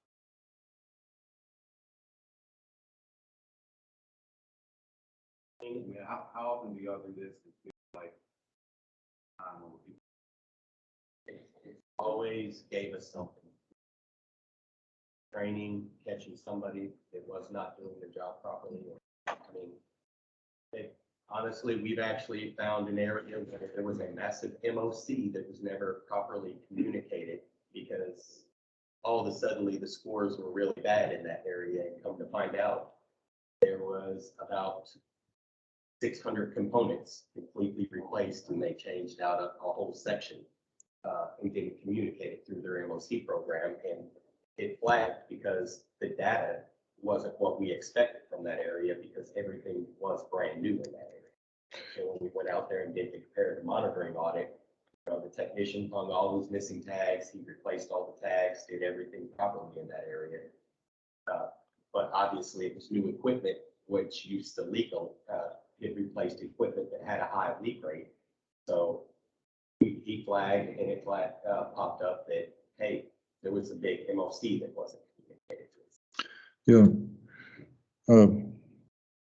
Yeah. So some of the sites, we find that, the technicians that we've always had a lot of confidence in, I may or may not be talking about Delic, but, we are like, yeah, this is our main supervisor over all the other technicians. And we find that particular guy he's always in the red for whatever reason. And like, maybe he feels like he graduated from Method 21 a long time ago. He's not putting the same effort. Maybe he's tired of doing it. But by identifying those people, and then maybe getting him to a different site to where, everything's fresh again, and getting, they actually improved overall. I probably helped them retain their contract. This is what I did. But again, I didn't mind doing that. I like helping everybody in LDAR. I think we're all in the same family. And, I'd really, anytime I do an audit database wise, or I'm not happy whenever I find issues. I'm very, I would hope that other contractors are also, putting forth effort into what we do as an industry that we do. So, yeah, I think we have one of is your San Francisco guy on here? It's not real data, though. That's technician scores. I beg to differ. Yeah, so It is real data. Yeah, well, of course, he's at the top. Matt Ryan used to be good until he wasn't. But it's not real NFL quarterback. It's technician monitoring. Because I can see a 400 at the end of September, and that's impossible for a quarterback rate. Was Marcus Mariota, did he play for them? He was a Titan. Oh, okay.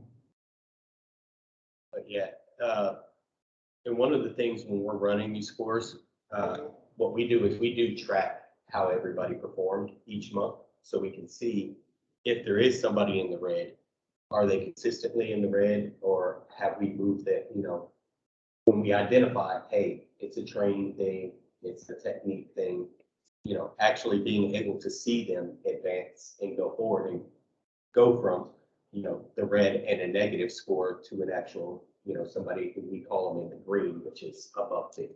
Yeah, so we look at, like, say, Baker Mayfield. I mean, the thing we know about Baker Mayfield is he's inconsistent.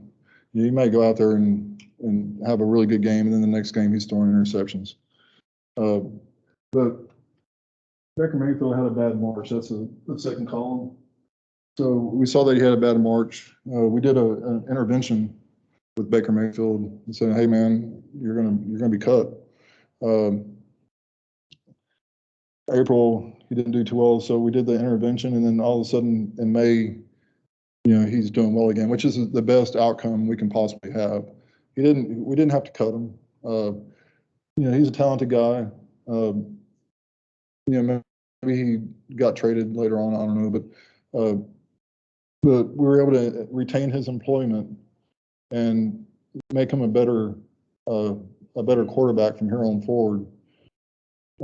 Reducing, not having to, you know, go looking for a new quarterback is kind of a big deal. Just improving that one. And the same thing with the Dak Prescott. Hey, I'm a big Dak Prescott. He was about to get serious. But everybody needs a little encouragement every now and then. And this might have been like his rookie year. The whole time.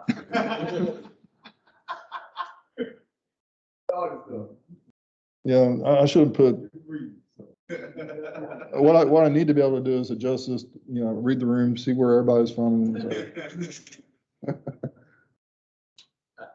think we're good with having the Dallas Cowboys show up in the red. Yeah, so the cool thing we can do, these are all the sites. Some of these sites represent multiple sites because they share the same employee pool. So we can give every site a record, a score based on their number in the green, yellow, and red. A green, you get 100, yellow is a 50, and a red's a 0. But I kind of wanted it to be more like a academic score, so I made 50 was going to be the lowest. So if everybody's in the yellow, then it's a 75. 75 is right in the middle. A good score. We kind of have a pretty good idea based on all these comparative monitorings that we get on third-party audits what a good score is now. You know, really anything like the first 2 or 3 sites, perhaps we need to worry about those a little bit. Anything above 75 or higher, we don't really worry about the comparative monitoring. But what this does is, as a compliance group, we know what we need, where we need to spend our money and going out to the site and figuring out what is going on. So we do have extra resources available to our company to focus in, just like at the site level, you focus in on the particular technicians. At the company level, we focus on the particular sites that are not doing too great. This is about as transparent as you can get. As a company, sometimes, you know, sharing this stuff with other people in the same industry is a little bit hard to do. Hope you all understand that. But this is real. This is what we deal with on a monthly basis. And I track these scores. I think this, an 81 for the company. That's actually a pretty good score for us for a year. If we can maintain above 80 on a monthly basis, that's great. And we don't do that all the time. Sometimes we get like 78, 76. But 80 and above for a company like us on this is golden. I mean, we're great. But I track this this is how I know that October is the best month. These scores. So I know that October, we never had an October that was worse than September, and we never had a November that was better than October in the last 5 years or 4 years that I've been doing this. The trend in the beginning of the year, July through December, is pretty tight, you know, up and down, up and down. Novembers are always the same. You know, you got less days to get the monitoring done, so it's almost like being short-staffed. December is not as bad because, yeah, you have less days, but you also, most third months of the quarter, numbers are usually less. So we automatically know we're not gonna, we schedule our components to where third months of the quarters are not as stringent or big as first months of the quarters. So we try to do most of our monitoring first and second month of the quarter. So that's why December is not bad, but after that, it's just a mixed bag. The reason it's a mixed bag is because the weather is a mixed bag in the spring. The amount of wind that we get in April, May, always varies. The amount of rain we get. Sometimes we have a dry May or June, and like this year, it was every day it was rain, every single day. That really hurts your monitoring.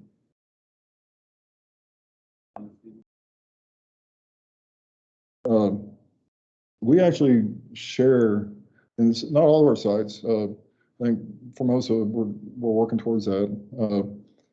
Some of our bigger sites, this was all internal for the longest time. We always try to be more and more transparent. Some sites are more interested in this type of stuff than other sites. You may, hey, look at this. They may like, oh, but I don't have time.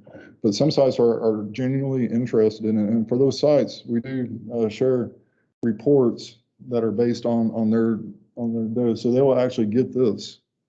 They'll get this along with something similar to this that we can show them exactly what their technicians are doing over time, and then we also provide information on, okay, what did we do to help improve that technician? What were the results of the comparative monitoring that we did on that technician? So they get all that on a monthly basis, and I don't know of a way to be more transparent.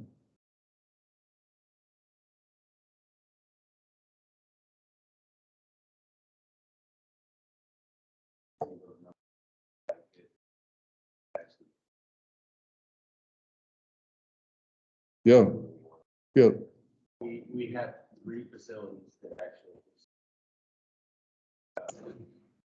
submitting reward our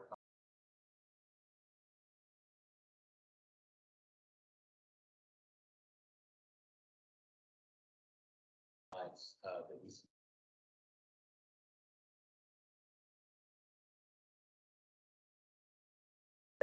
hey, your facility is a 92. Just a peace of mind knowing that if somebody shows up to monitoring agency, wherever they have nothing.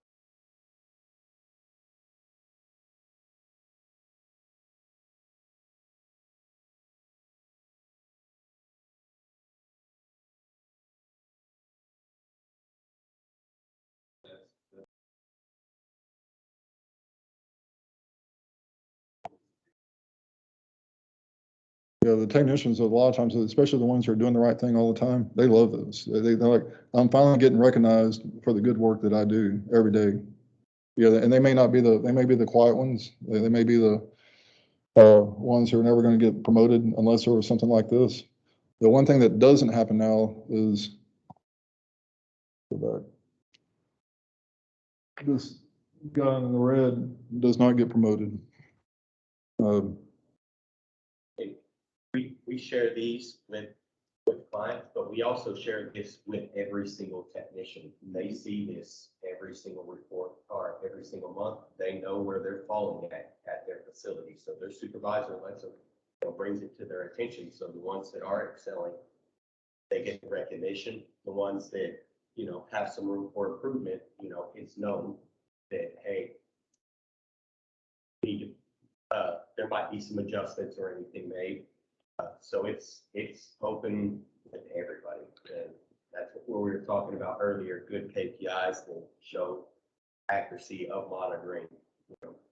Not specifically have something for this, but something that shows that, and we'll track as well too and show which people got comparative monitoring audits and why on what days they were tracked on our report. All right. So if we kind of have everybody's buy-in that we are able to judge quality on a regular basis based on this fingerprint method of looking at the, where they're finding the leaks. We know that we're doing a pretty good job here. We know that we have 9 technicians that are in the green that are doing everything they're supposed to be doing. This is kind of why I like Guidewire a little bit better for this, their customer service. This is a feature that we have in Guidewire now. I'm not sure if Cedric, I don't know if your Guidewire will have this or not. But when I'm talking about this column right here, this is where you have the inspection personnel and you have the OGI experience. In the back end, it may not be enabled for everybody. It could be. I think we're past the point where,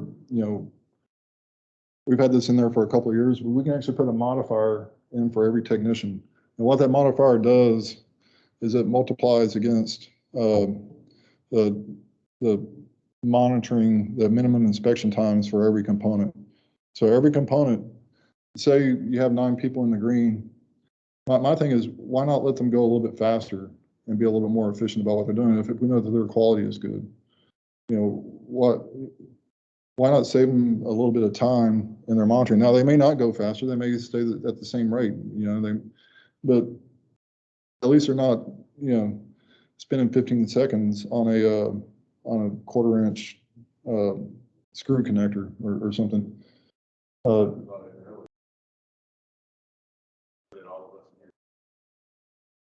Well, we don't know if it's faster or it's better. I know I got in a heated argument last night with somebody, which I often do. Yeah, I can come here. When I first, Brian used to be my boss. We were having lunch one day, and I think it was for him to tell me that, hey, somebody doesn't like you or something. And this was right after, this came along for me at a good time. I remember sitting down, what was it, Joe's Crab Shack or something. And yeah, I was like, Brian, I cracked the code. He's like, no, you didn't. Like, yeah, I did, man. I got, whenever you hired me, you said, let's get the best report, best metrics of anybody. I was like, I got that. And so I think he was all in the mode that he was, in his mindset, that was going to be the day that, he kind of tore me a new one or something. And it actually worked out. So that was a good time to bring this up, right? Yeah. And your comment is like, is faster always better? It's letting people who are doing it accurate and improve have evidence that they're doing it accurate and go faster, while being able to utilize this to the people that have issues or need some improvement and slowing those ones down. I do believe that part is better, because I just wondered why solar is better, because 95% of the industry that is slowing down.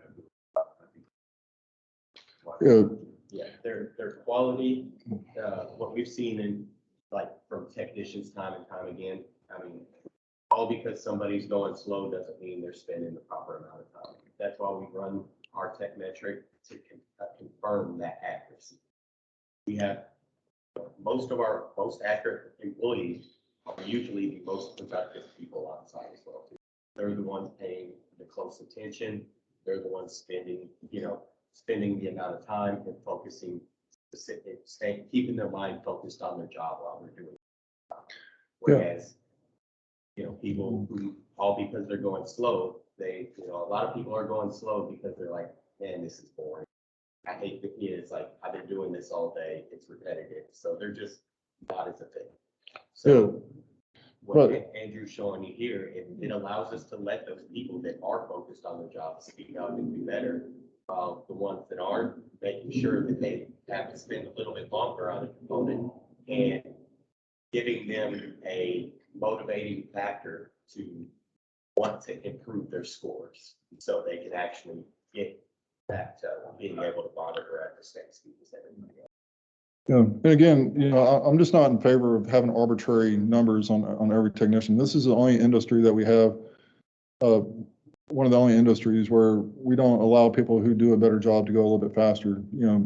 People who paint well, I mean, you're going to tell a guy who paints cars that, he has to spend a certain amount of time painting this car. He's going to go at the right speed to get the job done. Mechanics are the same way. Mechanics make their money because they're able to go faster than what than what we think they should be able to go faster for our given task. But I feel like technicians are the same. If they're doing well, if we know what they're doing and we know, and we can track the quality of the work, as long as they maintain the quality, we should be able to allow them to go a little bit faster. It will save everybody time and money. And it'll actually make the technician's job a little bit more interesting. Yeah, this is an actual report that we do give to a client, one of our bigger clients.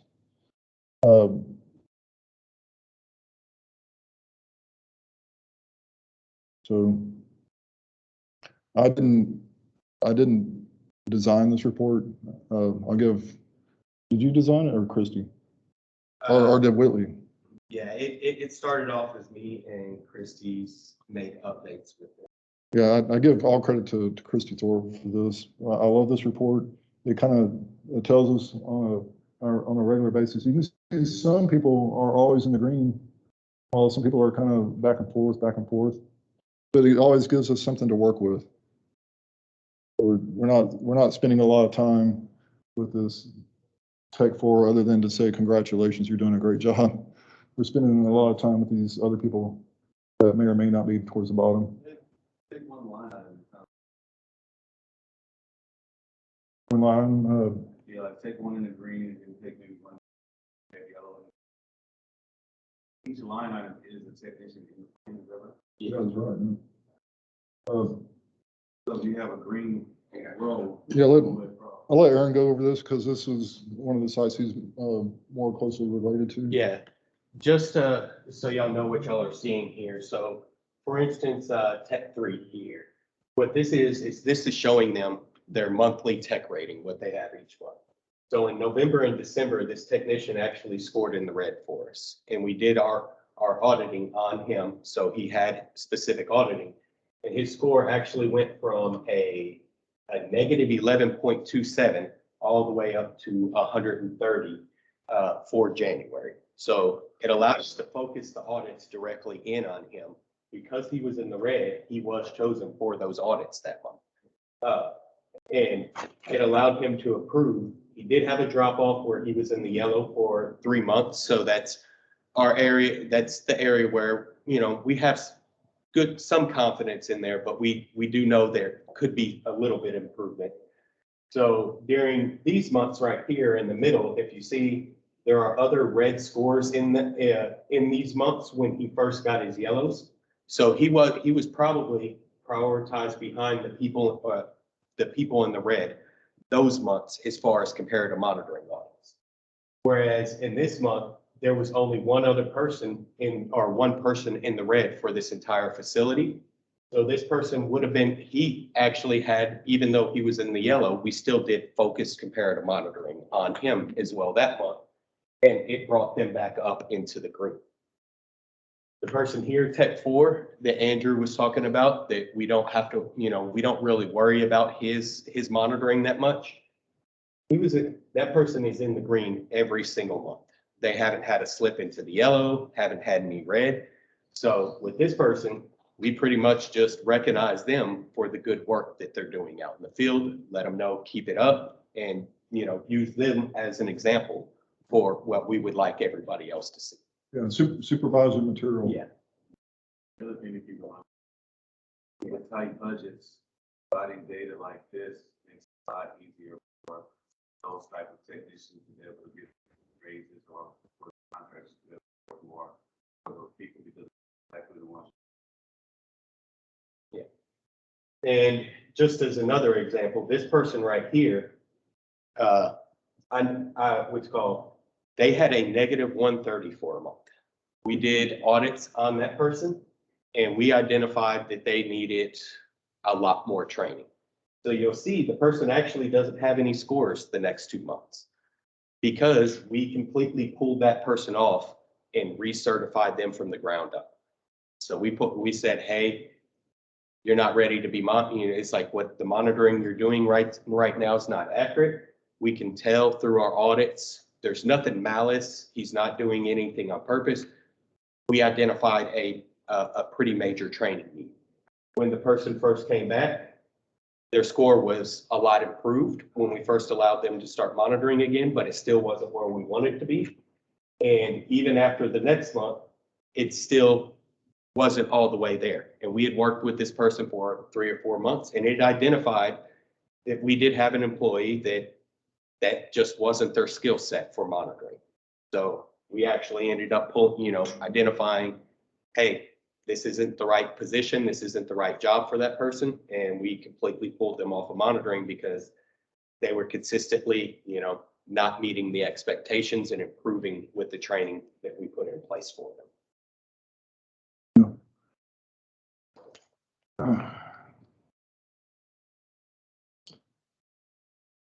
So I put this little slide deck together. It's all about reducing cost and without increasing the emissions. So, in 2 ways that we can actually reduce the cost is, one is to allow the technicians to go a little bit faster if they're doing well while knowing what the quality is still doing well. The other part of it is supervision.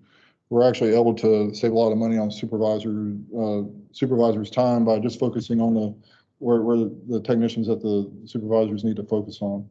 So we can get by with a little bit less supervision. Instead of having like 2 or 3 supervisors running around looking after a crew of 30 or 40 employees, we can get by with, maybe 1 supervisor doing targeted comparative monitoring. So that does actually save money. It saves their time. They're able to actually focus. I think in this case, we're not really saving money, but it allows the other supervision to go out and do more things, work on the tagging or do more things that can help improve the overall.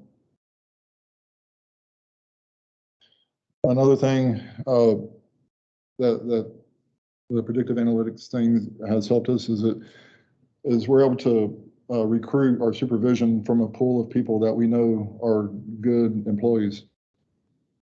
We're not just pulling from anybody who has a good personality. I think it's the way it used to be done. Key there is all because somebody's the best monitoring person doesn't mean they're the person that you your LDAR program. But if somebody cannot monitor accurately and their data is not accurate, that is not somebody you want in charge. So it doesn't give us the person we should choose, but it tells us these are the people you should not. Hey, by the way, if y'all need to get somewhere, it's 11:15 now. Brian, how do we normally go the full noon on these, or?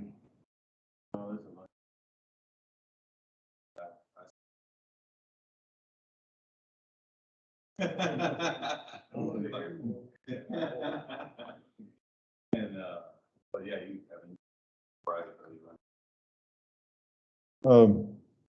Yeah. Other uses of predictive analytics. We did a predictive leak modeling study. This was one we were talking about earlier. Where what was that fancy word you used? Or words? Oh. Yeah. What funded that? The consent decree. Yeah, mitigation. So this was actually an interesting thing. We got to look at the components, based on their attributes, which ones leak more often. Obviously, the low leak valves, that's an important attribute. I don't think you should have to monitor a low leak valve as often as you would monitor the valve that it replaced, as long as you can establish that the leak. So that should fall into a certain group of components that are low leak components. Other manufacturers are inherently low leak, whether they were designed to be low leak or not, depending upon the size and what have you. They were just not that much of a leak. Now, they formatted this a little bit too dark, but I'll try to. So the current monitoring quarterly, they monitored 969 components for times 4 would be 3876. Based on the PLMS, putting things in certain groups, it's almost like putting things for like a sub area or a unit. Most of the regulations allow a certain unit to either go into skip periods or go into quarterly or sometimes monthly if they leak high enough. what we're saying now, instead of just basing the groups of units, base it on groups of components with the same attributes. So certain types of components that leak more often, monitor those components more often. The components that never leak, those go into the units that, maybe go into a skip period, whether that's semi-annual or yearly skip, once a year. And by doing this, if you optimize it just right, you can get by with less than half the amount of monitoring while maintaining the same emissions reduction as if you did a quarterly. So you're actually saving time monitoring fewer components, monitoring the components that leak more often.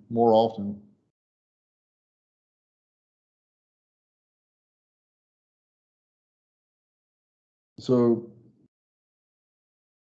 yeah, for this study, we looked at about 10,000 monitoring events on about 1,000 components. So the greatest determining factors were the size, actual visual condition of the valve. I mean, if you could imagine going around and rating all your valves like you do, I don't know if anybody's into collecting coins like you would or firearms or whatever, you can say this is like pristine versus, depending on whether they call it patina or something, or this valve is like rusty and it's old. You just rate them, give them a 1 to 5 rating. And that was actually kind of a big, just the physical appearance of the valve is a big predictor of whether it's going to leak or not. Interesting enough, pressure and temperature didn't seem to be reliable determinants. Extreme vibration was another factor that was kind of interesting. We actually put a vibration meter on the valve and on the different valves.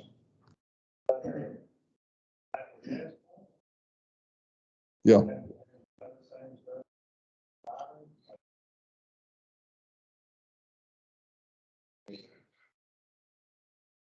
Yeah, if we could have had a bigger data set, and Brian and I worked on this, and Brian said a number of times, I wish we could have more different plans, more stuff, because Brian, kind of like me, we were thinking, well, pressure. I mean, that's why we put it in there, is because we thought it would be a big, but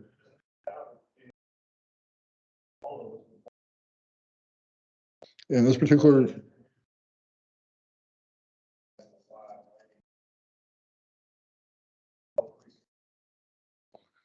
Yeah, and yeah, a refinery has.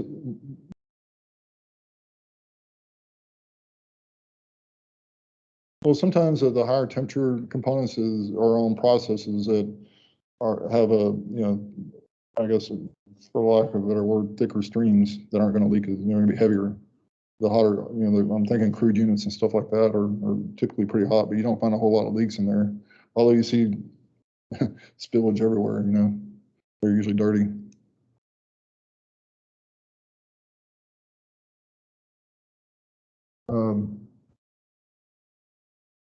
So yeah, this is just kind of talking about what I was mentioning. The current framework under most rules allow you to group components mainly based on units, but some of the newer rules out there allow you to.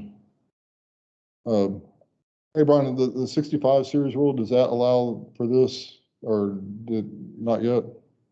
Perfect. Yeah. The reason why it becomes a problem is because everything you get back to how you.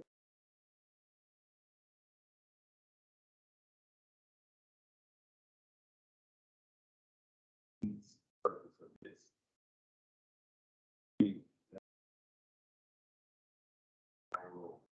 Because what you would do is you would have a 50%.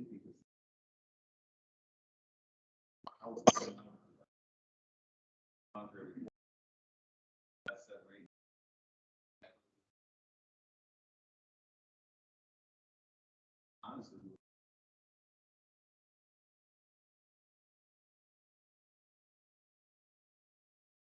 Yeah, I think you talked to some regulators about doing this at one point, Brian. Yeah. All the way up to a week. And they were on board. Yes. They still, there was another, there was a kind of a complete agenda for the camera stuff that we've seen came out later last year or whatever. So I'm in a file on somebody's desk. Okay, so I'm gonna try to wrap this up by 11:30. So the next group of slides is just talking about some of the converging technologies working together. I'm gonna try to get through them real quick, but this was just a real life scenario that we went through back in, what was it, May or June, May. We're working with King Gehring. King Gehring has a nice little vehicle that has a mass spectrometer. It's actually a $4,000 1992 Toyota something. It is it's a vehicle that you, It's a meter. wouldn't feel safe driving down the road in that has a couple $100,000. Yeah, $3,000 worth of vehicle carrying $200,000 worth of instruments. It's probably smart. I don't know.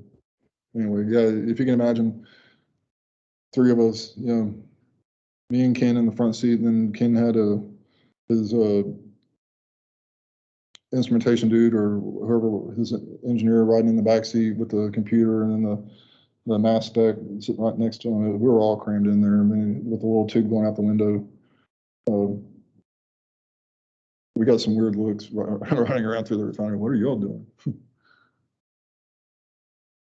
I use this as an example because I think my vehicle looks better. But essentially, and I wasn't able to get a picture of Ken's. I don't think Ken wants a picture of that Toyota. Yeah, so the scenario was they were getting a hit on their fence line. They were doing the sorbent tubes. Couldn't tell where it was coming from. We were having a lot of trouble, not with the regular method 21 pinpointing it. It was kind of by the tank farms. So we kind of had an idea that it was probably coming from from the tankage, somewhere. So that was the reason why we were kind of going in between all the tankage and all the up, back and forth through all the process, and we were getting on the downwind side of a process unit. We were getting about 20 ppb, 30 ppb hits in some of those plumes. The tankage in this particular example, you can see the cone from the start of that cone to the end of the cone. That plume was about 5 ppb. And right in the middle of that cone, it was, I think, around 9 or 10 ppb. So it was a pretty traditional cone. It was windy that day. It was, the prevailing wind was like 15 miles an hour, 20 miles an hour. The windsocks were standing out straight. You can imagine this is a pretty big tank, but I remember I was walking around with the camera. So the thing was, we had, Ken and I were in the car, and I had the camera, and then Christy Thorpe was following us, and she was going to do the method 21. So we kind of located the plane. We weren't getting any readings going down this road, and we were getting readings up here. And so we kind of pinpointed it to this one little area with using Ken's vehicle. So we assumed it was coming from this process equipment, or not process, but tankage equipment. I was standing right here, and I was having a hard time, just standing up straight. 20 mile an hour winds, you can imagine as the wind wraps around that tank, it speeds up, doubles the speed or something. But this little 5,000, I wasn't able to see this with the camera, the 5,000 ppm lead. Christy was able to find it with the method 21 at 5,000 ppm. But as we discussed before, at that rate, that was probably more if we didn't have the wind. That would have been a 15, 20, 30,000 ppm leak that she found. The wind probably diluted her sample.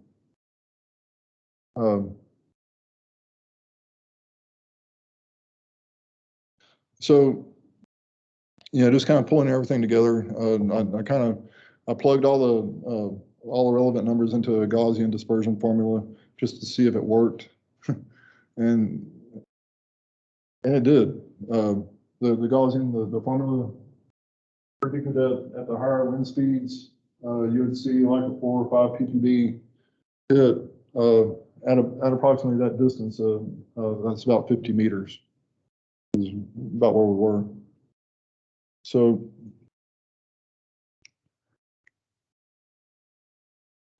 yeah, I was kind of, I mean, whether it's interesting or not, I think it's interesting. So, kind of the idea with the converging technology is to deploy a task force whenever you do get, you get that fence line hit. You have a task force that goes out there with whatever the mobile monitoring thing is to pinpoint where, a little bit more where it's coming from. Then send out a small group of, technicians, whatever, to find where that leak is and get that fixed. So rather than just being able to monitor everything, I would like to see in the future to be able to ride these vehicles around, find out where the stuff is leaking, and then focus on those areas. I don't know that it's always, regulators may disagree, but that's okay. I think, if we could focus our efforts on the areas that are actually leaking rather than everywhere, then we could also save a ton of money and time.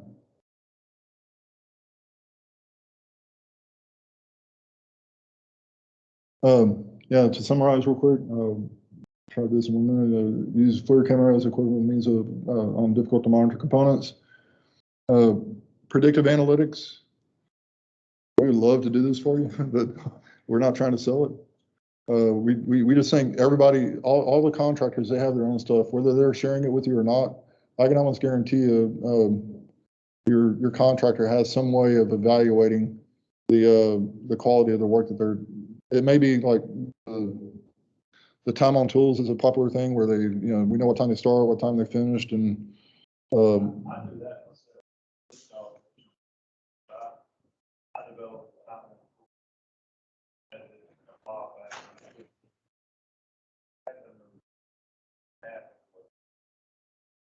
yeah.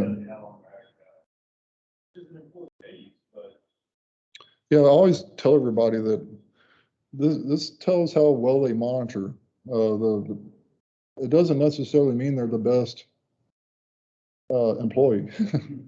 If they show up late every day, if they take forever getting out in the field, but once they get out in the field, they're doing a great job. So you have to kind of look at everything, and I think we kind of settled on this is about maybe a third of the performance metric. Yeah, we utilize that for our monitoring technicians as 50% of their performance. Obviously, we have to factor in everything else that he was talking about, but at the end of the day, recording proper readings every single time is the most important thing they do. So we use that as 50%, and then we take into account